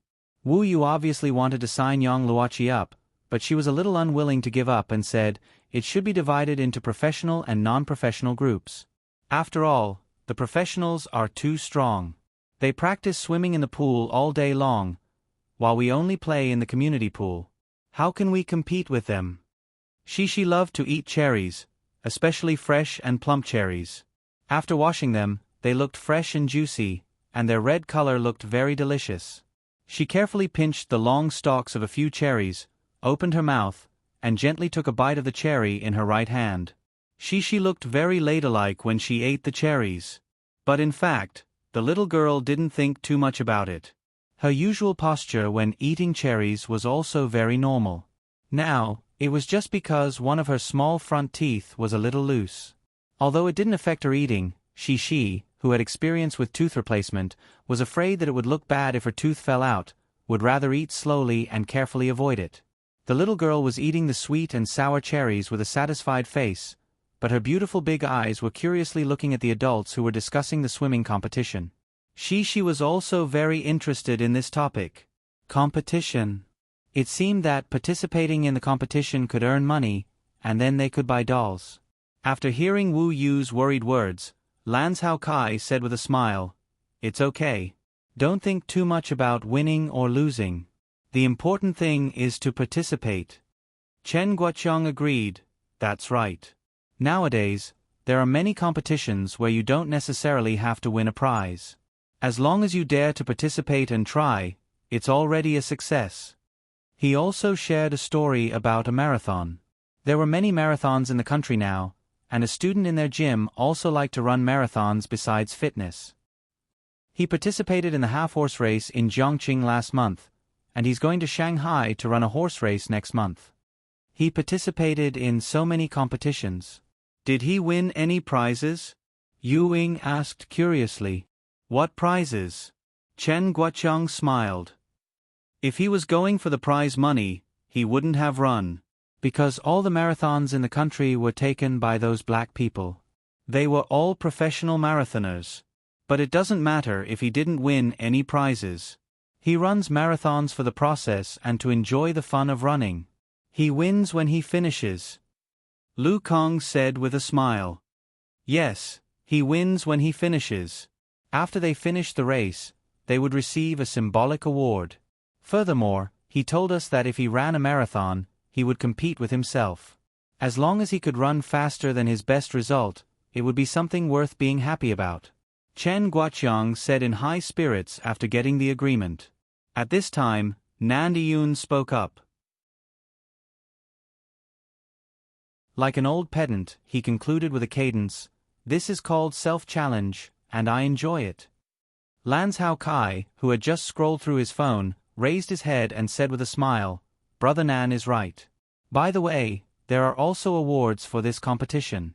Regardless of whether you win or not, all the children who participate can receive a participation award." "I've already registered. What else is there to think about?" Chen Guoqiang said loudly. Since it's a competition sponsored by Boss Lan's company, it's good to let the children see the world. Lu Kang's temper was more similar to Chen Guoqiang's. He patted the armrest of the beach chair manfully and said with a smile, "Okay, count me in. I'll let little fishy sign up too. Her swimming is average, but if she participates in this kind of large-scale competition and sees the scene, she won't have to be afraid of stage fright in the future." Yu Ying was still a little worried. She was not like the others who had a man at home to make decisions for them. Yu Ying, who relied on her daughter for survival, still asked worriedly, "But, the swimming competition is in the water after all. Is it dangerous?" Lan Hao Kai was not as reckless as the other fathers. He smiled and said, "Mama Yu, this swimming competition is still dangerous, but it's held in the city's swimming pool after all. The parents can watch the competition from the side. In the swimming pool, I heard that the sports administration has professional swimming coaches in the pool to observe. There are also referees on the stage and lifeguards on standby. The sports administration will naturally pay close attention to safety issues when organizing a competition. But I still suggest that everyone act according to their own circumstances. It's a swimming competition. Of course, if you want to learn how to swim well, let's go and see the big scene." Considering the safety issue, the parents were a little hesitant. Even Chen Guoqiang and Lu Kang, who were making a fuss because of their manliness, touched their chins and fell silent. "Just eat the melon, don't think so much." Lan Hao Kai saw that the atmosphere was a little gloomy. He laughed and said, "I just suddenly thought of this matter. I'll mention it to you guys. You guys can understand it later." The adults' movements were still heard by the children. Chan Shuyun heard a few times and excitedly ran over to share with her friends. "I don't want to participate in the swimming competition. I don't even know how to swim." Nan Zhaoyu scratched his head and mumbled, "I can swim. I'm amazing." Chen Shuyun said proudly with her chest puffed out. She stretched out her small arms and smiled, showing her white teeth, "I can swim too. Xian Er and I are both very good at swimming." Hearing she call her name, Lan Xian finally reacted. While eating the freshly baked cookies that her mother's group had just sent up, she asked confusedly, What? Murphy helped to take over the Tong Tong. Although Lan Xian also shared some food with the Tong Tong, Murphy was not at ease, especially when there were cherries on the table with pits. Murphy felt that it was better to be cautious. Without the Tong Tong following her, Lan Xian was even more relaxed in front of so many delicious foods. However, now she hugged Lan Xian's arm and became a new burden. She smiled and said, "Xian Er, let's go to the swimming competition together, okay?" "Why do we have to participate in the competition?" Lan Xian asked in confusion. Because if we participate in the competition, we can get gold coins from Papa. We can get a lot of gold coins." She took Lan Xian's hand and twisted her small body left and right. She pestered Lan Xian and said coquettishly, "Okay? Is that okay? There are dolls. Lan Xian seemed to be very tired and sighed. Then, she waved her hand and said, "Okay, I'll go to the competition with you. Then we can all have gold coins." She said happily, "I'll ask Papa if he can give us more gold coins, because we need to buy a lot of dolls. I don't want gold coins anymore, because I found that you don't even need gold coins to eat in your house. Papa Yong forgot. Lon Xin said proudly. The two of them chatted happily, but Chen Shiyun became nervous. Then are you going to compete with me? I want to be the champion. Chen Shiyun played in the swimming pool with Shi and Lon Xin, so she knew that the two of them were very good swimmers. Shiyun, your papa said that we don't want to be the champion. We're already very good at the competition. She still remembered the conversation between the adults just now. She made a face at Chen Shiyun and said in a clear voice. So, Shi and Xin Air will be the champion? Lu Xiaoyu blinked and asked. No. She quickly shook her head. Just now, Papa said that there will be a prize if we participate. If we participate in the competition, Papa can give us 1, 2, 3. 1 plus 5 is 6 gold coins. Yang Yi didn't know that his daughter was actually so smart. She could actually understand so much key information from the conversation between the fathers just now. There was 1 gold coin for participating in the competition, and 5 gold coins for winning the competition.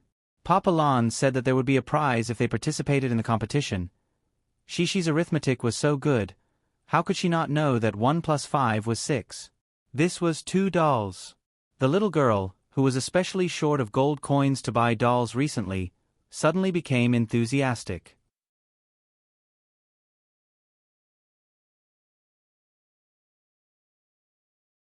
Chapter 1161.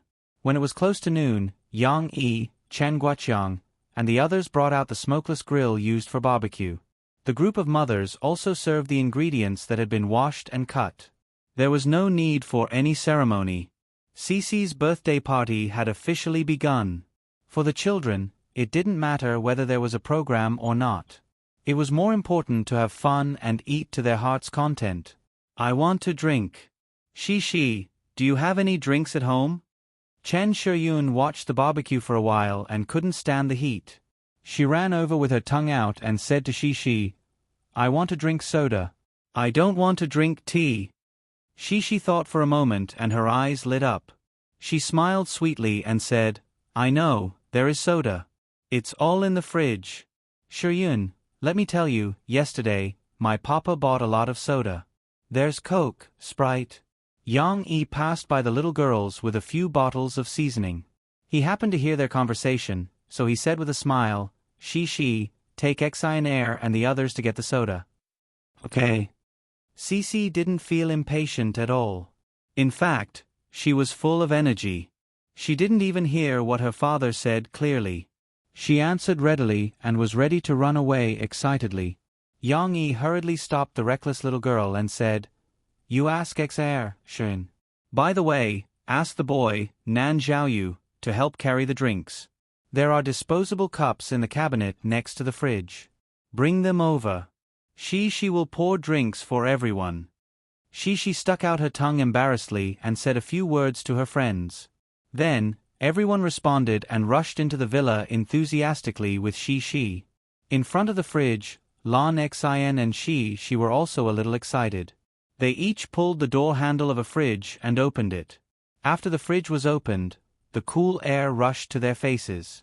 Lu Xiaoyu narrowed her eyes happily and said, It's so comfortable, so comfortable. I don't even want to go out and play anymore. Shi took out a large bottle of Coke and giggled. That won't do. We're going to sing the birthday song together. This is delicious. Let me tell you, this orange juice has fruit in it. You have to shake it before drinking. Lon Xin skipped past the other soft drinks and pulled out a bottle of orange juice. She then excitedly introduced it to her friends. Chen Shiyun couldn't help but lick her lips. She said to Lon Xin Air, I want a drink. Shi, can you pour some out to eat? Lu Xiaoyu instigated when she saw she put down the drink and take out a disposable cup from the cabinet next to her. She also wanted to drink a cool drink. However, she remembered her father's advice. Although she was excited and didn't listen carefully, as long as she paid attention, the little girl wouldn't forget. She hurriedly waved her hand and said very seriously, No, we can't drink here. We have to take it out and drink with Papa. Okay, then let's go outside to drink. Chen Shiyun wasn't discouraged. She helped she pick up the bottle of Coke and shouted. The other children also came out one after another with drinks. Everyone was chattering and working enthusiastically. However, Lan Xian remembered something. She stuffed the orange juice in her hand into Shi's arms and rummaged in the fridge. For example, Lu Xiaoyu and Yang Luoqi were still a little reserved in Cici's house, but Lan Xian didn't mind at all. It was as if she treated it as her own fridge, and she stuck her little butt out and started rummaging through it with all her might. She held the 2 bottles of drinks with some difficulty. She was strong enough to hold them, but she felt a little unsteady, especially when the drinks had been refrigerated. The hot air outside quickly condensed water droplets on the drinks, which were slippery when she held them. She had to hold them with 2 arms. It was very difficult. She weighed them with difficulty and said, "Xian, what are you looking for?" Lan Xian turned the 2 bags of vegetables over, but it was already the innermost part. She finally put the vegetables back in discouraged. She shrank back a little with a grey face, looked up and asked in confusion, "Hey, Shi, I can't find your cake. Where did you put your cake?" Cake. Hearing the key word, the children all looked over. Lan Xian was reluctant to get up. She supported herself with 2 hands on the ground, and the cold air blew on her red face. She looked at Shi eagerly. "No cake?" She asked with some confusion. Lan Xian nodded quickly. "Yes, the cake is gone." No cake for her birthday? She was also anxious.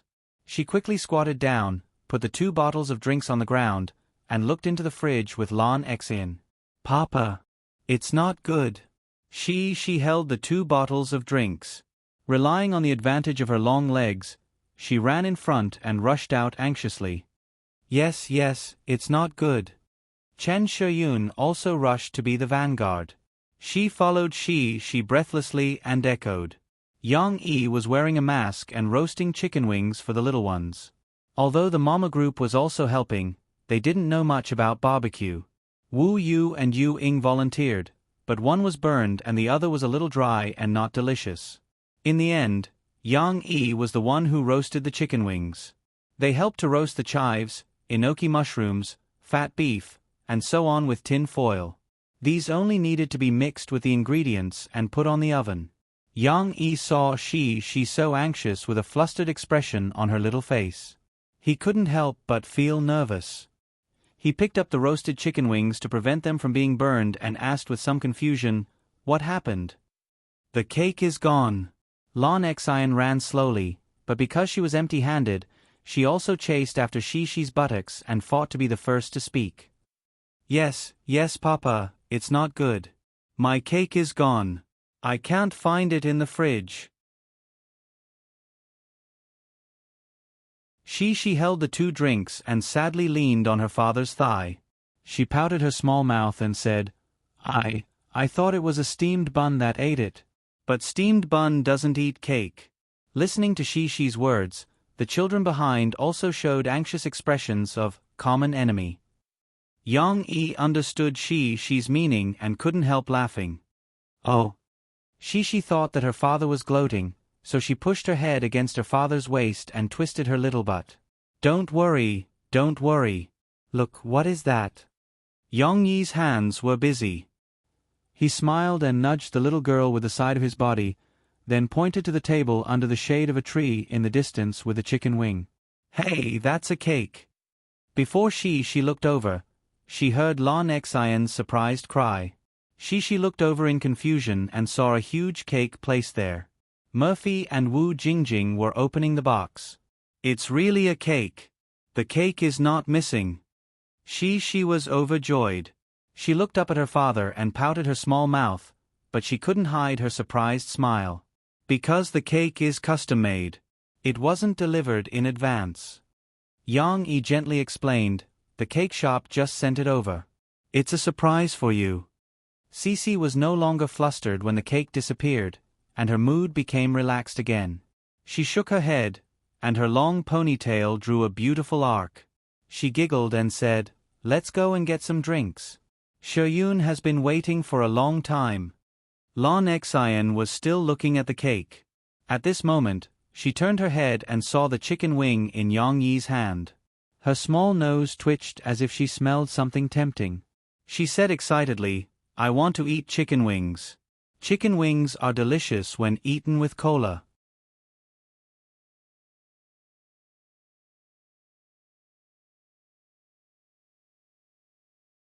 Chapter 1162.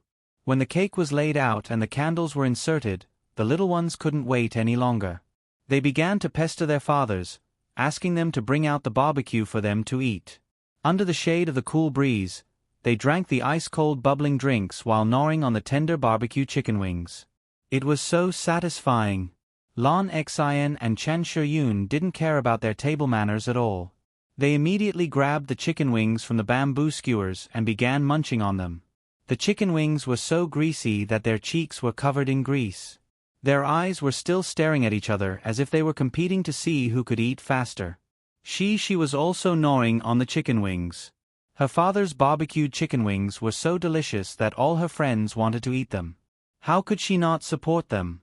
However, she wasn't as anxious as Lon Xian and Chen Shiyun. These two friends were eating the chicken wings in their hands and looking at the pot. She wasn't worried that she wouldn't be able to eat. She ate slowly and proudly gestured to Lu Weisha and Lu Xiaoyu about her new discovery. "Look." The birthday boy's eyes turned into crescents as he smiled. She took off the bamboo skewers and directly started eating. However, she loved cleanliness. She only used her thin little fingers to carefully pinch a chicken wing that she had already eaten very cleanly and gestured to her friends. Then, Cece pinched the two ends of the chicken wing with her two little hands and brought them to her mouth. Then, the little girl unabashedly stuck out her pink little tongue and nimbly drilled out from the place where the meat was originally sandwiched between the two bones. Ho ho! She hooked the chicken wing with her tongue and shook it mischievously. Then, she vaguely smiled at her friends. Steamed Bun was anxious. He raised his head and looked at the chicken bones that his little master was still unwilling to throw away. Then, he shook his head and jumped beside Shi. Then, he directly grabbed Shi's pants with his front paws and lifted his body.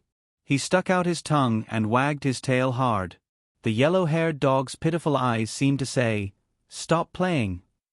If you don't want to eat the bones, can you give me the steamed bun to eat?" She misunderstood.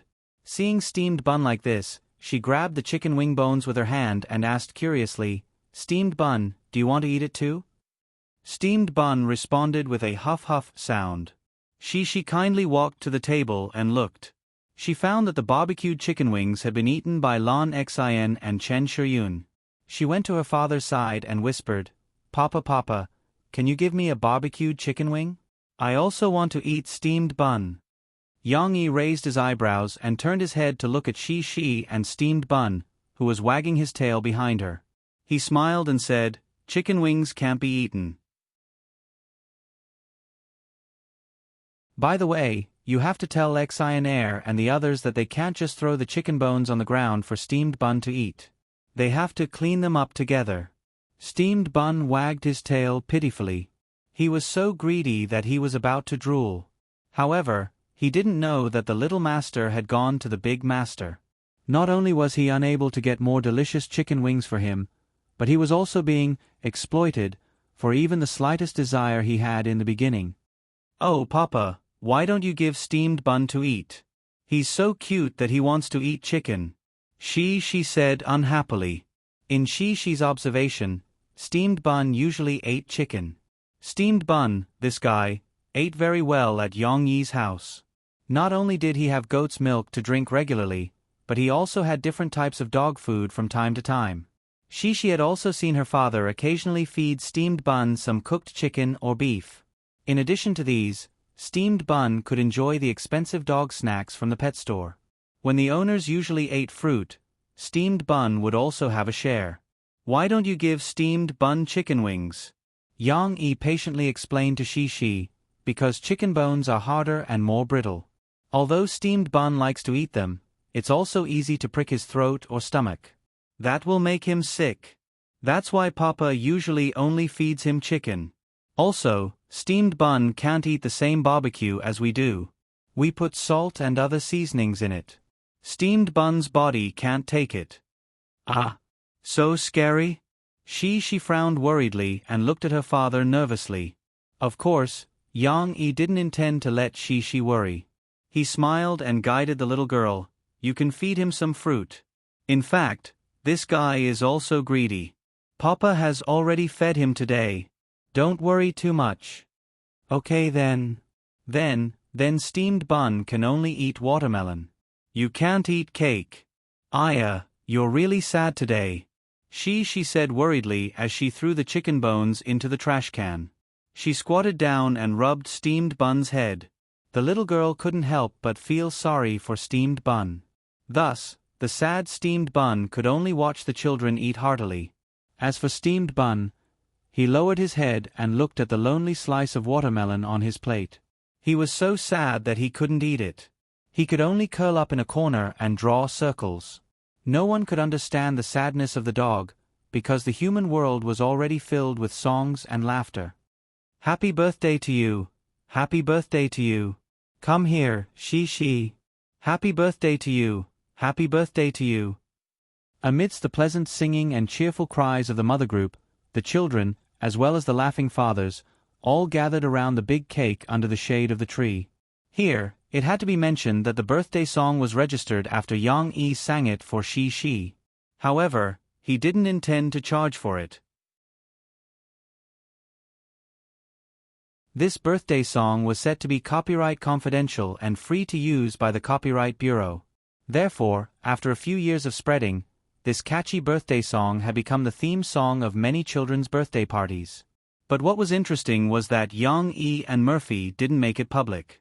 Including Wu Yu and Yu Ying, no one expected that this popular song was actually produced by Yang Yi. Of course, today's main character was Shi, not the birthday song. However, Shi didn't become the center of attention of the children. Including her, all the children rushed over to the birthday cake that they had been looking forward to for a long time. I really like this birthday cake. Lon Xian shouted excitedly. I hope so too. It's so beautiful. Xer, look, there's a panda here. Shi held her hands in front of her and looked at it happily. This cake was specially customized. Although there were only 3 layers, each layer was very thick. In addition, there was an extra carousel made of sugar at the top, making the cake look extra big. In addition to the carousel, on each layer of the cake, there were various animal characters made of cream or sugar. There was a black and white panda, a little dolphin, a cute little pig, a little rabbit, and so on. The workmanship was absolutely exquisite. With the pink color as the main theme, the whole cake looked like a very valuable piece of art. No wonder the children's eyes were shining. You all have to sing the birthday song. After singing the birthday song, you can let Shi blow out the candles. Then you all can eat the cake.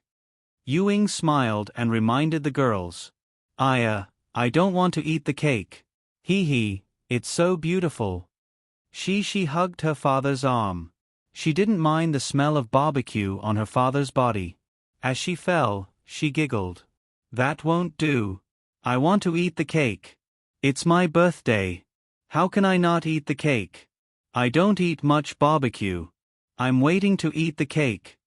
Lon Xian's words made everyone laugh again.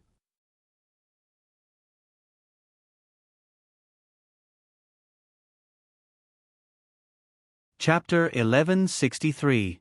No matter how exquisite and beautiful the cake was, it could not escape the fate of being destroyed. After she prayed and blew out the candles, the custom-made pink cake would be cut open and shared with everyone. Didn't you see that Lon Xian was already crying piteously for food? Shi, you cut it. Yang Yi smiled and handed over a long plastic knife. Shi opened her mouth in surprise and did not take it. Instead, she stretched her little hands and asked nervously, Can I cut it? Papa, can I really? Not only did the little girl not look reluctant, but she was also eager to try. She looked at her father with her small eyes, worried that she would not cut it well. Of course, you can cut it from the top. You can cut it however you want. Anyway, it's such a big cake, I'm sure it's enough to eat. Yang-yi encouraged with a smile. Shi hesitated and took the plastic knife. However, when she stood in front of the cake, the little girl seemed to be stunned and stood there in a daze. However, Cici didn't have stage fright. Her big eyes moved nimbly as she carefully sized up the cake. How to cut it? Lu Kong laughed and waved his hand heroically as if he was cutting melons and vegetables. He said, Shi, be brave and cut it directly. The other mothers were also encouraging Shi. However, Shi had her own ideas. The little girl hesitated and moved to the side. After confirming for a while, she finally gathered her courage and raised the plastic knife with her two small hands. Although Cici's expression was a little nervous, she was very focused. Her two small hands held the plastic knife firmly, and she carefully and slowly cut down at the position she had found. When she cut the cake, it felt like a knife cutting into sticky soft candy. Although she could cut it, it was very difficult to cut it. The other parents thought that she had overcome her psychological barrier and cut the cake. They all smiled and clapped for she and cheered. However, Yang-yi looked on indifferently from the side, but there was a trace of a smile in his eyes. This girl. She had cut it very carefully. The position of the knife just so happened to avoid all the small animal figures. Then, she learned how her parents cut the cake and tried to cut the cake into pieces. Yang-yi helped to hold a small plate for she to put the cake on. This is for Lu Weisha. She was very busy. She carefully placed a piece of cake with a small animal figure on it on the plate and said without raising her head. After saying that, she was busy cutting the other cakes. This required a lot of effort to not destroy the original appearance of the cake. Lan Xin, on the other hand, had her own ideas. She rushed over to Cici's side excitedly, holding a small plate in her hand out of nowhere. She said expectantly, Cici, I want this one with a bird. Also, I want a piece of candy with a wooden horse. The wooden horses hanging from the merry-go-round were made with the process of pulling sugar. Lan Xin thought that it would be very sweet and delicious. Okay. You have to wait for a while. Shi's voice was soft, and she agreed to all of her requests. She didn't know that when she was very focused on cutting the cake, her father, who had been helping by the side, had quietly slipped out of the crowd. Lan Zhoukai came up with a smile and silently replaced Yang-yi to help Shi take the plate and distribute the cake. The other parents, who had already discussed this beforehand, all laughed as they watched Yang-yi go into the house and come out with a guitar. Chen Shiyun had already received the cake, but before she could eat it, she saw Yang-yi appear with the guitar. The little girl widened her eyes in surprise and was about to ask loudly, Yang? Her mother hurriedly covered Chen Shiyun's mouth and coaxed her, not knowing whether to laugh or cry, hurry up and eat the cake. Don't talk nonsense. What nonsense? Chen Shiyun couldn't understand. 10 minutes later, the little friends had already eaten the cake. Even Lan Xin was eating and swaying around Shi a few times, but Shi was still distributing the cake. The little girl didn't feel greedy. She treated her work very carefully. She cut every piece of cake very carefully. This is Papa's. Cici was almost done distributing the cake. She placed a piece of cake on the plate beside her. At this moment, she raised her head and said, but before she could finish speaking, she was surprised to see that the person holding the plate was Papa Lon. Where's my papa? She asked blankly. He's here. At this time, Yang-yi had already found a chair and sat down. When he spoke, the parents who had helped cover for him all stood up with smiles. Shi, today is your birthday. Mom and Papa have prepared a program for you. We're going to sing you a song. At this time, Murphy also put the cake that Shi had given her on the table beside her. She walked out from the crowd with a smile and said softly. At this time, Shi also came back to her senses from working hard to distribute the cake. Under the sunlight, her beautiful eyes, which were like black crystals, couldn't help but sparkle. She said in surprise, Really? How could it be cooked? Of course it's true. Yang Yi smiled and sat on the chair. He held the guitar and gently played. Yang Yi played the guitar prelude, which was light and gentle and gave people an inexplicable sense of pleasure. Murphy also naturally hummed softly, yet dollar, day. Mo Fei's voice could be slightly lowered, and she could sing with a slightly vicissitudes of life, or she could sing with a soft and pleasant voice like Teresa Teng's. But for this song, she chose a voice that was slightly rough, but soft and sweet. In the accompaniment of Yang Yi's guitar, Murphy smiled and took Shishi's empty hand. She looked at her gently and sang, "My baby, I'll give you a little sweetness so that you can sleep well tonight." As the lyrics changed, Murphy also changed her actions. For example, she gently used her finger to trace the corner of Shishi's slightly long and charming eyes, and the little girl's cheeks that still had some baby fat. She smiled and sang, "My little devil, tease your eyebrows, let you like this world." The lyrics of Baby, that Yang Yi had chosen were very sweet, and Murphy sang it very wholeheartedly. The strong love and affection flowed from her soft and beautiful voice into the hearts of Shishi and every audience. Not only was Cici happy to hear this, but the other mothers also looked at Yang Yi and Mo Fei, who were playing and singing together, with envy and admiration. How nice! To be able to sing such a sweet song to her child on her birthday was the most wonderful surprise. Look at how happy Shishi is. Wahahaha, my baby, when you're tired, there's someone to accompany you. My baby, I want you to know that you're the most beautiful. When Murphy sang this part of the song, her body swayed gently as if she was dancing. Then she reached out a finger and pointed at Shishi with a smile. Shishi heard her mother say that she was the most beautiful. The little girl was instantly overjoyed. Her two big eyes curved into crescents as she smiled. Even the tip of her crescent moon seemed to be overflowing with happiness. That's right. In the hearts of your parents, you are the most beautiful. My baby.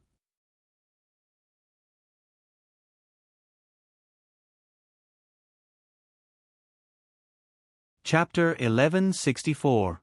While Murphy and Yang Yi were singing, Yang Luoqi, Lu Xiaoyu, and the other children looked at Shi enviously.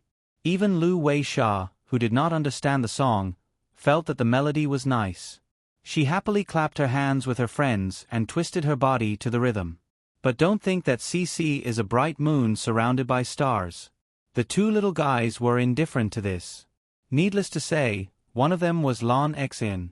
Lan Xian was not in the mood to watch the performance because she had finished a piece of cake.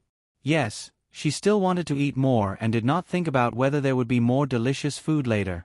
Following the principle of enjoying herself today, the little girl went to the back of the table, avoided the eyes of the crowd, and used the plastic knife that Shishi had placed on the table to cut a big piece of cake for herself.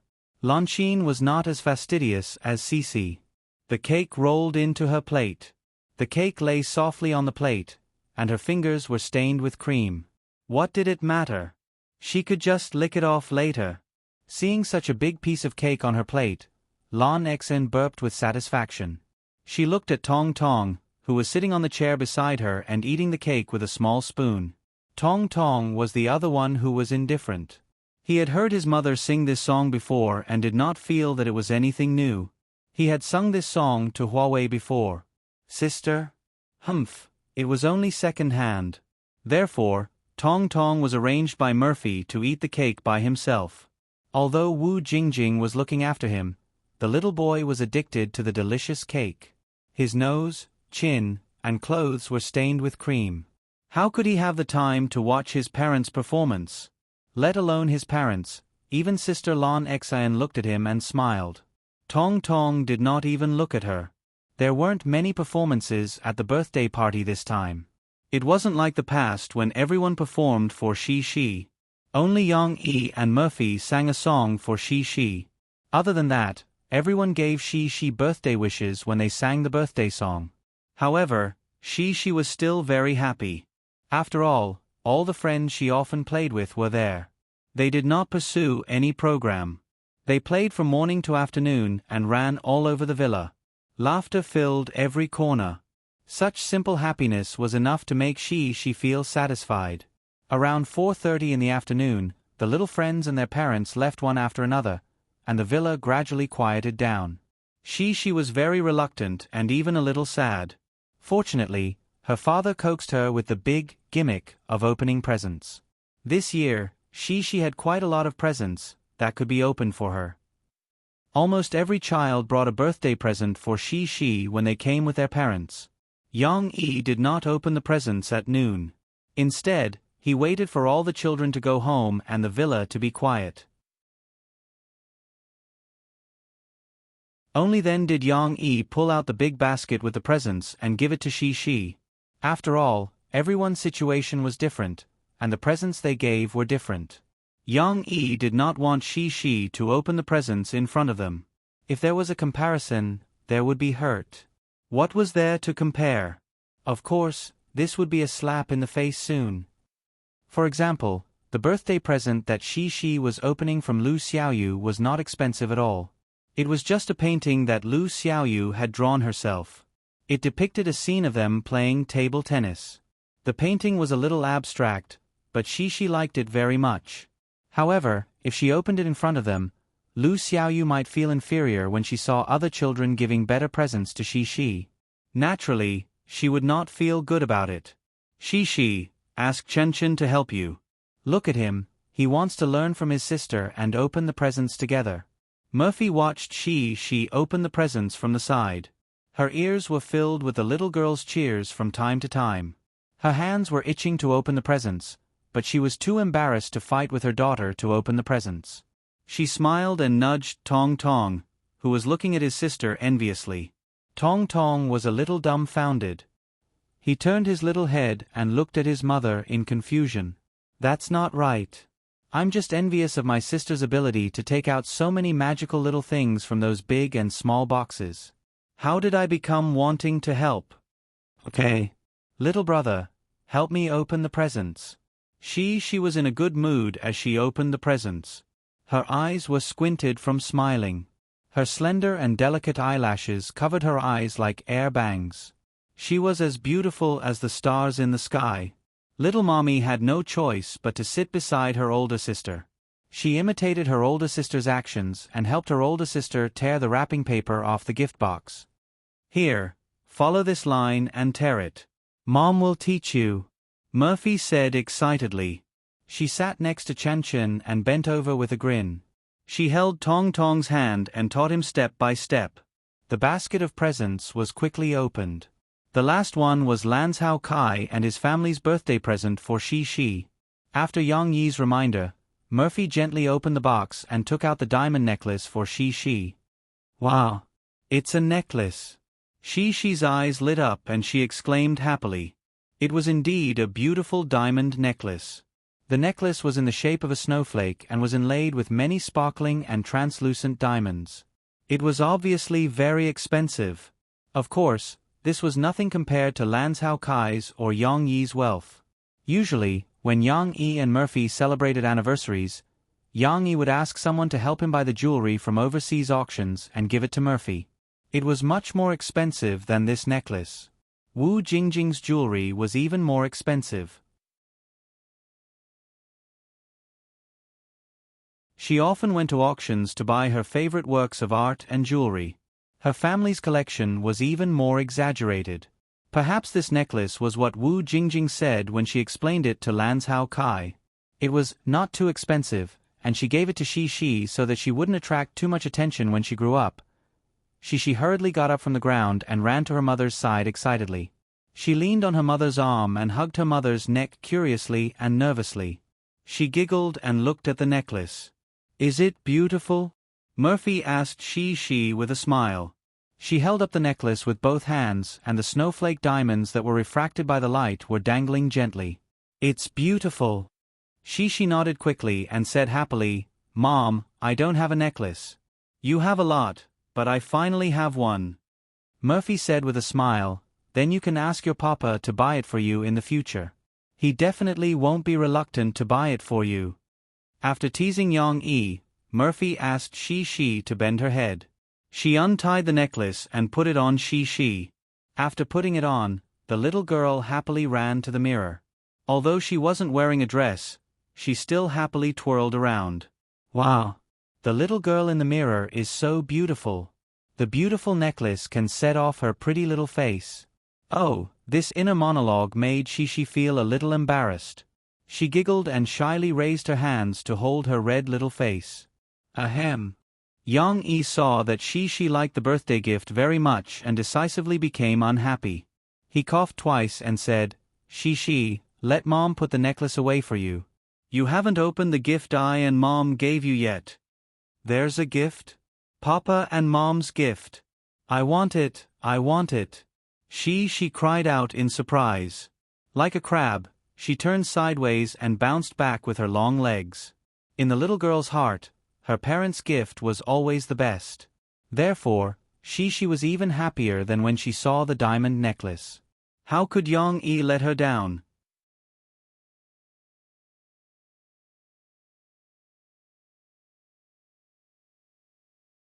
Chapter 1165. What are Mom and Dad's presents? She was so happy that she wrapped her arms around her brother and rested her chin on her brother's shoulder.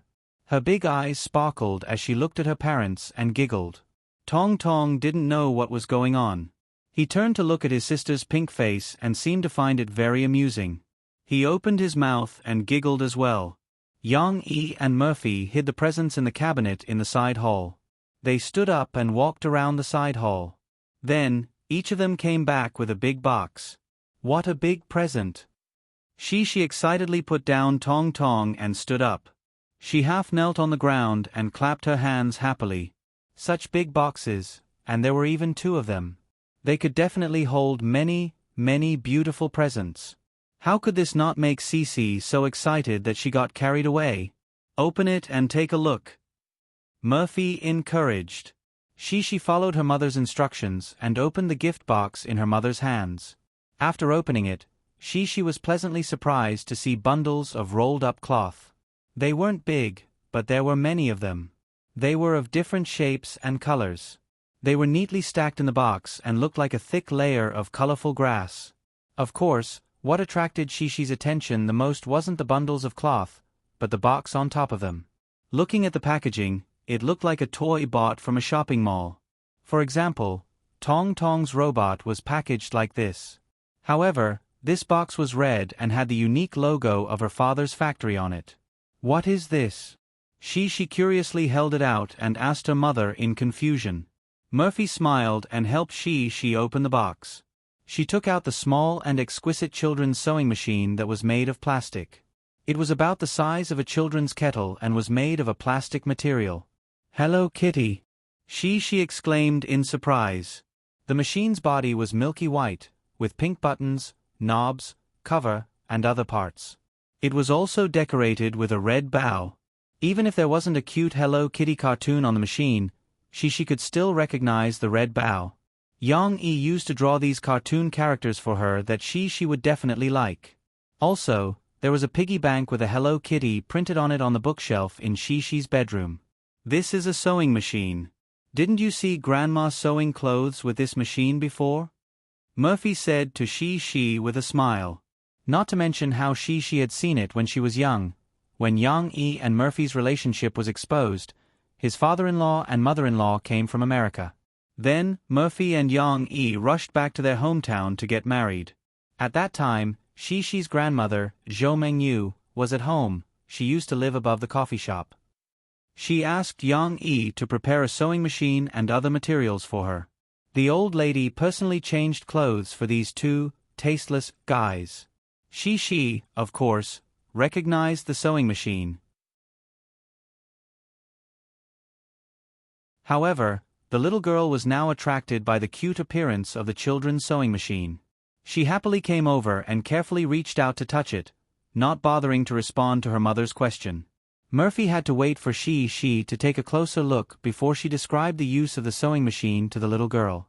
This is just a small sewing machine for children. It's not as powerful as Grandma's, which can make clothes. This machine can only be used to sew some small pieces of cloth. Do you see those? You can use it to sew some beautiful little clothes for your doll. This way, It can be dressed up according to what you want and become more beautiful. Really? This was a big surprise for Shi. The little girl opened her eyes wide and her mouth was slightly curved. She looked up at her mother excitedly and asked, "Mom, then, can I change my sister Aisha into a more beautiful dress?" Let me tell you, I don't think Sister Aisha's dress is so beautiful because it's blue. I want to give her a beautiful red dress so that Sister Aisha will look more beautiful. Murphy was a little confused by Shi's words. She smiled and said, "Of course, as long as you use this sewing machine well, you can make any clothes you like. But it can only be small and can be worn by dolls. Because it's just a children's sewing machine." There was no need to worry about the safety of this sewing machine. First of all, it was very small and had a plastic shell. She could easily pick it up. Secondly, its sewing needle was wrapped in a transparent plastic shell and had a complicated safety protection device. Unless it was pressed down and attached to the small platform of the sewing area, the sewing needle would not be exposed and pricked by children. When sewing, it was wrapped in a plastic shell, and only a thin layer of cloth could pass through it. Even if it was a tong, it was impossible to insert a finger into it. If the sewing machine's head was pulled up, the safety device would automatically activate, cut off the power, and retract the sewing needle. In addition, although this sewing machine was electric, it used 4 AA batteries to power it. The voltage was very small, so it avoided the danger of children touching the socket. After hearing her mom's explanation, Shi was happy for a while. But soon, she thought of another problem. The little girl tilted her head and asked, "But Mom, what can I do if I don't know how to make clothes?" "Mom can teach you. Mom has learned a little. Also, if you want to learn how to make super beautiful clothes, you can video chat with Grandma and ask her to teach you," Murphy said to Shi with a smile. "Yes. Then I can make clothes for my dolls," she said happily, beaming with joy. After all, she was a girl. She was more interested in these fancy things that she could use her hands to think about. When she saw the sewing machine, she forgot about the beautiful diamond necklace on her neck.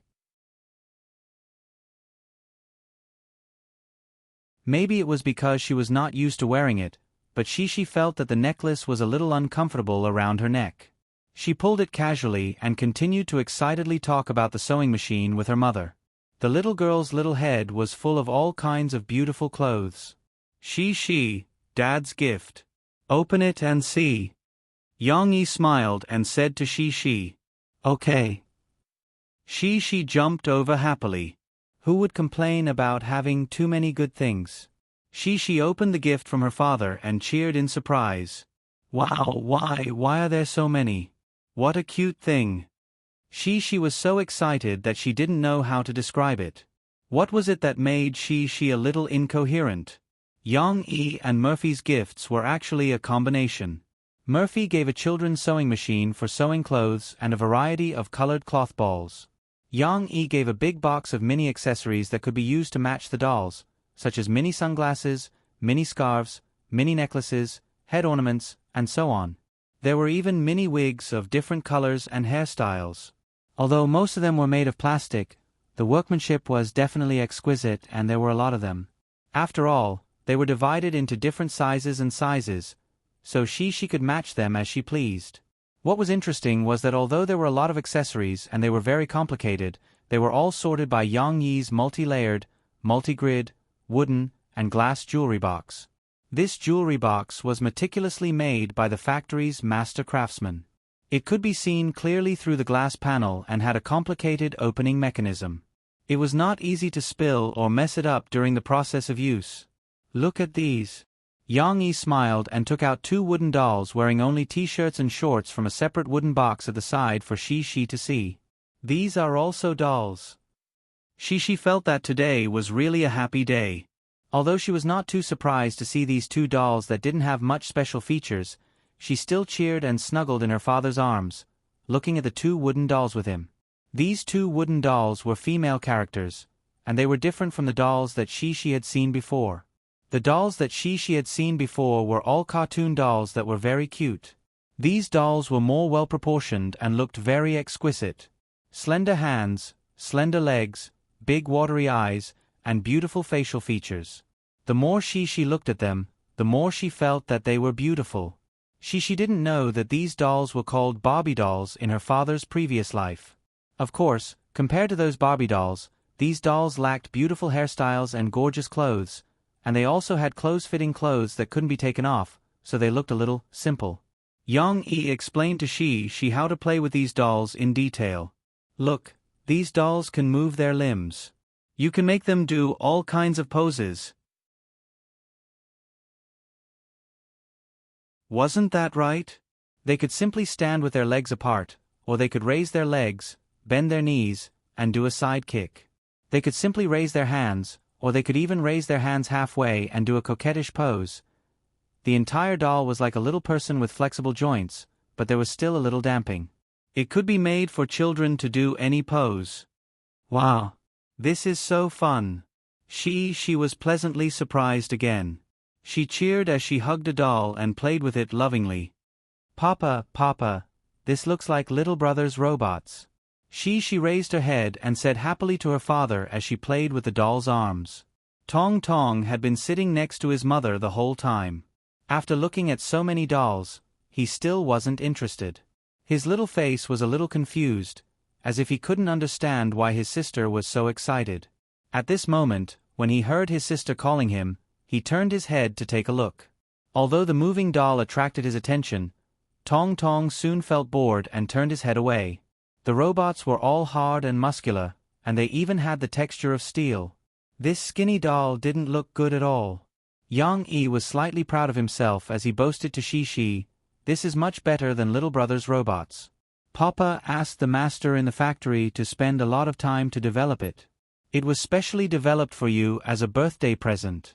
This is an open-ended toy. You can match it with all kinds of decorations, and you can also make all kinds of beautiful clothes for her. Do you like it?" Yang Yi's words were half true. Although he did draw the original design, describe the general structure, and asked the master in the factory to design a Barbie doll for she to play with, his original purpose wasn't to give it to she as a birthday present. Moreover, the Barbie doll wasn't completely manufactured yet. For example, the various kinds of clothes hadn't been designed yet, and it was only a prototype. However, in order to beat Lan Zhao Kai's present, Yang Yi came up with this idea. He didn't even hesitate to change the Barbie doll's listing plan.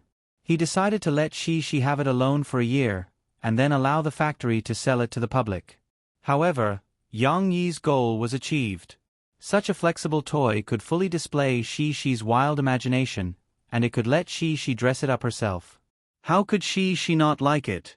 Combined with her mother's present, she felt that she was going to explode with happiness today.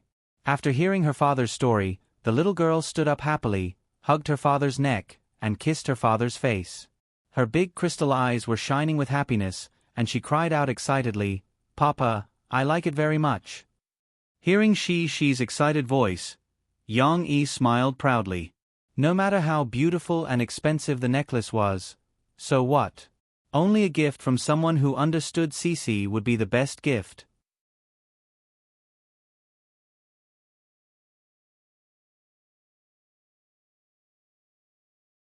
Chapter 1166. After she's birthday, all the hustle and bustle seemed to have come to an end. Yang Yi's villa began to calm down because Lu Weisha was going back to China with her parents. The other children couldn't come to play with she every day. Even Lan Xian only came to visit during dinner time. The chubby girl was sadly found out by her mother that she was lazy and didn't do her summer homework. She was locked at home for a week to do her homework. Moreover, Wu Jingjing kept a close watch on her. She set a certain number of pages of homework every day. If she couldn't do it, Lan Xian couldn't come out to play at night.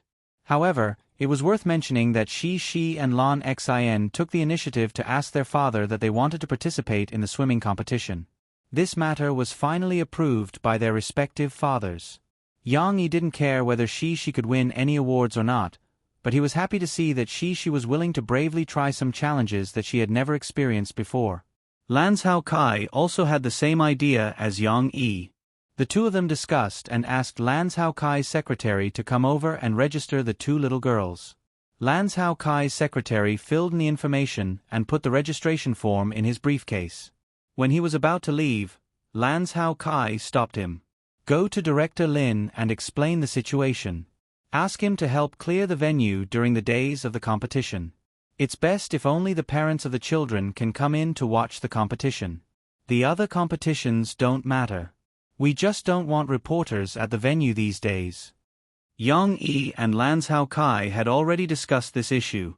They didn't need to think to know that Xishi's participation in a social competition would definitely cause a sensation, or some reporters would scramble to report about it.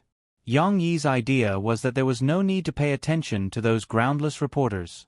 He couldn't keep Cici in a greenhouse forever. But Lan Hao Kai had thought it through. He was the sponsor of this competition, and he was very familiar with some of the officials in the city. Getting someone to help him block the reporters from entering the swimming pool was not a big problem. The secretary hurriedly nodded. He glanced at Yang Yi and hesitated for a moment before asking Lan Hao Kai, "Boss, do you want me to ask Chief Lin to make special arrangements?" Yang Yi didn't say anything. He just looked at Lan Hao Kai. Lan Hao Kai waved his hand and said with a smile, "Don't make any arrangements. Yes, you have to tell Chief Lin about this. Say that it's the wishes of the parents. Their children are participating in the competition just to see the world. They don't want to win any prizes. Just treat them like normal contestants." This was also something that Yang Yi and Lan Hao Kai had discussed. Yang Yi hoped that Xishi's participation in the competition wouldn't be affected by external factors. Whether it was the grouping arrangement or the competition process, there shouldn't be any malpractices. Lan Hao Kai thought so too, so he said to the secretary with a smile, "Since she's participating in the competition, she should compete fair and square to see what she's lacking. If she still wants to play some tricks, then she might as well not participate. I was the one who gave her the prize money, right?" The secretary hurriedly nodded. But even if she signed up for the swimming competition, Lan Xian couldn't use this as an excuse to sneak over to Xishi's house to play with Xishi. She still had to bury her head in her homework. Before dinner in the evening, Wu Jingjing opened the thermostatic swimming pool at home for her to play for a while. Xishi was puzzled about this and asked Lan Xian, "But you can finish your homework quickly." "I've already finished it, so I can play." Lan Xian had just complained about her mother gloomily, but now she said with a confused look, "I can't finish it. Xishi, I think I have a lot of summer homework, and it's super difficult. I can't finish it. Wasn't that right?" It was rare that Lan Xian couldn't help but doze off when she was doing her homework. How could she finish it quickly? Xishi sighed regretfully and said, "Oh, that's such a pity. I can learn to sew clothes for my grandma. I can sew super beautiful clothes for my doll." Actually, this is just Xishi feeling good about herself. "In fact, there's still a lot to learn, but you can't play with me." "Boo-hoo, Xishi, don't say that. I really want to play." Lan Xian couldn't help but shed bitter tears when she heard that her little friend could play freely. It was the end of July, another weekend. Guazi finally came back from Guangdong province. Although he took a plane, it was already 4 o'clock in the afternoon when he returned home after sending Ding Xiang back to school. Guazi hurriedly dropped his luggage and shouted, "I'm so hot and sweaty." Then he got into the bathroom to take a shower. When he came out after drying his hair, Tan Huizhen and Guazian were sitting on the sofa and watching TV. Guazi's luggage, which had been left in the living room and hadn't had time to tidy up, had been taken into his room by Tan Huizhen. "Guazian, don't you have to study in the afternoon? You're still sitting here and watching TV." Guazi sat on the armrest of the sofa and asked with a smile, "It's none of your business. Go away, move your big butt away." Guazian shouted with a look of disgust. In fact, Guazi had lost a lot of weight. Except for his face that was still a little round, his body was approaching the standard direction. He was 177 meters tall and weighed more than 80 kilograms. He could only be said to be slightly fat. Obviously, in addition to Ding Xiang supervising him to exercise every day, it was also due to him running around in the countryside. When he came back just now, Tan Huijin said with heartache that Guazi was so tanned that he was almost as tanned as the current leader of the township cadres. Guazi stood up resentfully and was about to go to his room to pack his luggage when Tan Huijin stopped him. Zi, that Ding Xiang is also back, right? Guazi was a little surprised and inexplicably nervous, but his acting skills were displayed. He said as if nothing had happened, "She's back. But why are you asking about her? Didn't you arrange to have lunch at home tomorrow? She's already back at school." Tan Huijin chuckled and said, "What else is there to say? Didn't your dad ask you to invite Ding Xiang over for lunch tomorrow and ask her about Taobao shopping center? I'm just concerned." Guazi suddenly understood and said with a smile, Oh, Sister Ding Xiang also came back from Guangdong province because of this. Otherwise, she wouldn't have time. It's all because I'm familiar with her, and she respects you and Dad very much, so she specially took 2 days off and came all the way from the countryside. Guazian listened to Guazi's compliments and couldn't help but twitch the corner of her mouth. Tan Huijin still didn't reveal any flaws. She smiled and said, "That's true. It's not easy to come back. Go back and tell her to have a good rest tonight." Guazi nodded without hesitation and said with a smile, "Got it, Mom. I'll tell her." After that, Guazi went back to his room to pack his luggage. He even stuck his head out and said, "Guazian, where's the remote control for the air conditioner in my room? Did you use it in your room again?" Guazi didn't notice that behind him, Tan Huijin looked at his back meaningfully. Sure enough, he went back and still contacted her at night.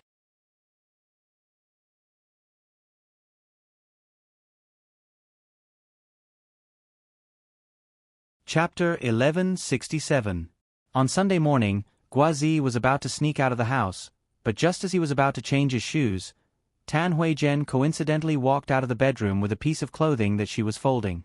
With a faint smile on her face, she casually asked, "Zi, are you going out?" Guazi was startled. As he jumped to put on his shoes, he smiled. "Yeah, Sister Ding Xiang is here. I'm going to pick her up. The road here is a little complicated." Tan Huijin did not say anything. She only smiled and turned to return to the bedroom. Guazi did not think too much about it. He went to the entrance of the compound and picked up Ding Xiang, who was driving over. However, they were not in a hurry to go in. Guazi jumped into the car that was parked by the roadside and slammed the door. "Wow, why are you dressed so beautifully today?" Guazi looked at Ding Xiang in the driver's seat with a pleasantly surprised expression. The admiration in his eyes made Ding Xiang shyly tug at her skirt. Ding Xiang had indeed put in a lot of effort to dress up today. Not only did she wear a dress that she rarely wore, she even tied up her hair. Her black hair was slightly curly, giving off a refreshing feeling. "Do I really look good?" Ding Xiang pursed her lips. She was a little embarrassed as she placed her hands on her legs and asked shyly, "Huan helped me pick this out. She even helped me tie up my hair. She said that I have been tanned recently, so I have to dress up less obviously." "Yes." Guazi nodded vigorously as he looked at Ding Xiang. Although Guazi forgot to use flowery words to describe himself, the love in his eyes could not be concealed. Ding Xiang suddenly felt that it was worth it to wake up early in the morning and let Yang Huan take her to try on clothes. Ding Xiang looked really good today. It wasn't that Guazi believed that beauty was in the eye of the beholder. Ding Xiang's tan skin looked healthy and natural in the yellow dress. Ding Xiang's dress was neither old-fashioned nor ostentatious. It was a simple and elegant style that was somewhere between fashionable and conservative. It gave people the feeling that she was a lady from a wealthy family. Coupled with Ding Xiang's already pretty face and her slightly permed hair that appeared even more exquisite, if Ding Xiang were to walk on the streets like this, there would definitely be a lot of people turning their heads. "But won't it be too obvious if I wear it like this?" When Ding Xiang was happy, she would still maintain a trace of calmness. Soon, she asked worriedly, "What if Auntie suspects?" "No way. Why would my mother suspect anything? Your status is different now. You can even chat with my dad on an equal footing. Isn't it normal to dress well?" Guazi joked. "What equal footing? Don't spout nonsense. Uncle asked me because he cares about the farmers in the countryside of Jiangqing, Ding Xiang said angrily. The two of them chatted flirtatiously in the car for a while and exchanged statements before Ding Xiang drove in. She didn't need a pass because Guazi was sitting in the car. Ding Xiang, you're here? Tan Huijian's attitude was neither cold nor warm, but she still maintained a smile to welcome Ding Xiang. Then she turned her head and shouted, Yan Yan, come out. Wash the grapes and eat with Ding Xiang. Auntie, I'll do it. I'll do it. Don't trouble Xian. Her studies are more important. Are the grapes in the fridge? Ding Xiang quickly put down her bag and took the initiative to open the fridge. She didn't care that she was wearing a dress. She gently moved her right foot back, squatted down, and took out a bag of grapes. Let me do it. You're a guest. How can I let you do this? Guazi quickly said. No, you don't know how to do it, Ding Xiang whispered. How can I not know how to wash grapes? You're wearing a dress today. Let me do it. Guazi laughed. Auntie said that you don't do housework at home. Do you know where the fruit platter is? Ding Xiang said angrily. Isn't it in the disinfecting cupboard? Guazi scratched his head and asked awkwardly. Of course not. Auntie put it on the shelf above. It can be drained at ordinary times. Why does the fruit platter need to be disinfected every day? Ding Xiang laughed and said, Well, let me do it. This has nothing to do with wearing a dress. How can you not do housework when you're wearing a dress? Didn't I think it's inconvenient for you? Guazi followed her into the kitchen and was still nagging. At this time, Guazian reluctantly came out of the bedroom. However, she was surprised. First, she shut her mouth that was about to complain, then quickly hid behind the wine cabinet and poked her head out to look at her mother. Tan Huijian was looking at Guazi and Ding Xiang's back with a complicated expression. No one knew what she was thinking, but very quickly, she retracted her gaze and quietly sat back on the sofa. Guazian quickly retracted her head. What's going on? Could it be? Guazian's observation time was a little short. She couldn't figure it out and muttered in her heart. Yan Yan, why are you hiding there? Aren't you going to help? Tan Huijian found Guazian's clothes and called out. Guazian was shocked. Then she pouted and walked out. She complained, I'm coming, I'm coming. Why do you keep calling me? Guazian wasn't sure of her own judgment. After all, her mother's acting skills were too good. Later on, she didn't expose any flaws. Guazian didn't dare to say anything and could only keep it in her heart. She didn't know that Tan Huijian had been holding it in longer than her. Although she was sure that there was something going on between Guazi and Ding Xiang, Tan Huijian didn't choose to reveal her cards at this time. There were two reasons. First, Tan Huijian didn't know how to reveal her cards. Break up the couple. Or agree to their relationship. If she hadn't met Ding Xiang and only knew her background, Tan Huijian definitely wouldn't want a poor village girl with no status to be her daughter-in-law. But the problem was that she had met Ding Xiang. And Tan Huijian didn't deny that every time she met Ding Xiang, this hard-working and virtuous girl always left a good impression on her, just like now. But Tan Huijian was in a dilemma. After all, Ding Xiang's family background wasn't compatible with hers. Moreover, she was a few years older than Guazi.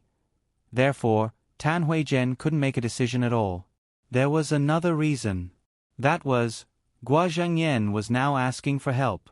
Tan Huijian had to consider whether it would affect Gua Zhengyan's work when dealing with family matters. If she revealed her cards and had a disagreement with Ding Xiang or even Yang Yi, it would be awkward if Gua Zhengyan wanted to cooperate with Yang Yi's Sahara Taobao Mall or Fun Talks. Therefore, Tan Huijian had been keeping this matter in her heart. At noon, Gua Zhengyan came back with a briefcase.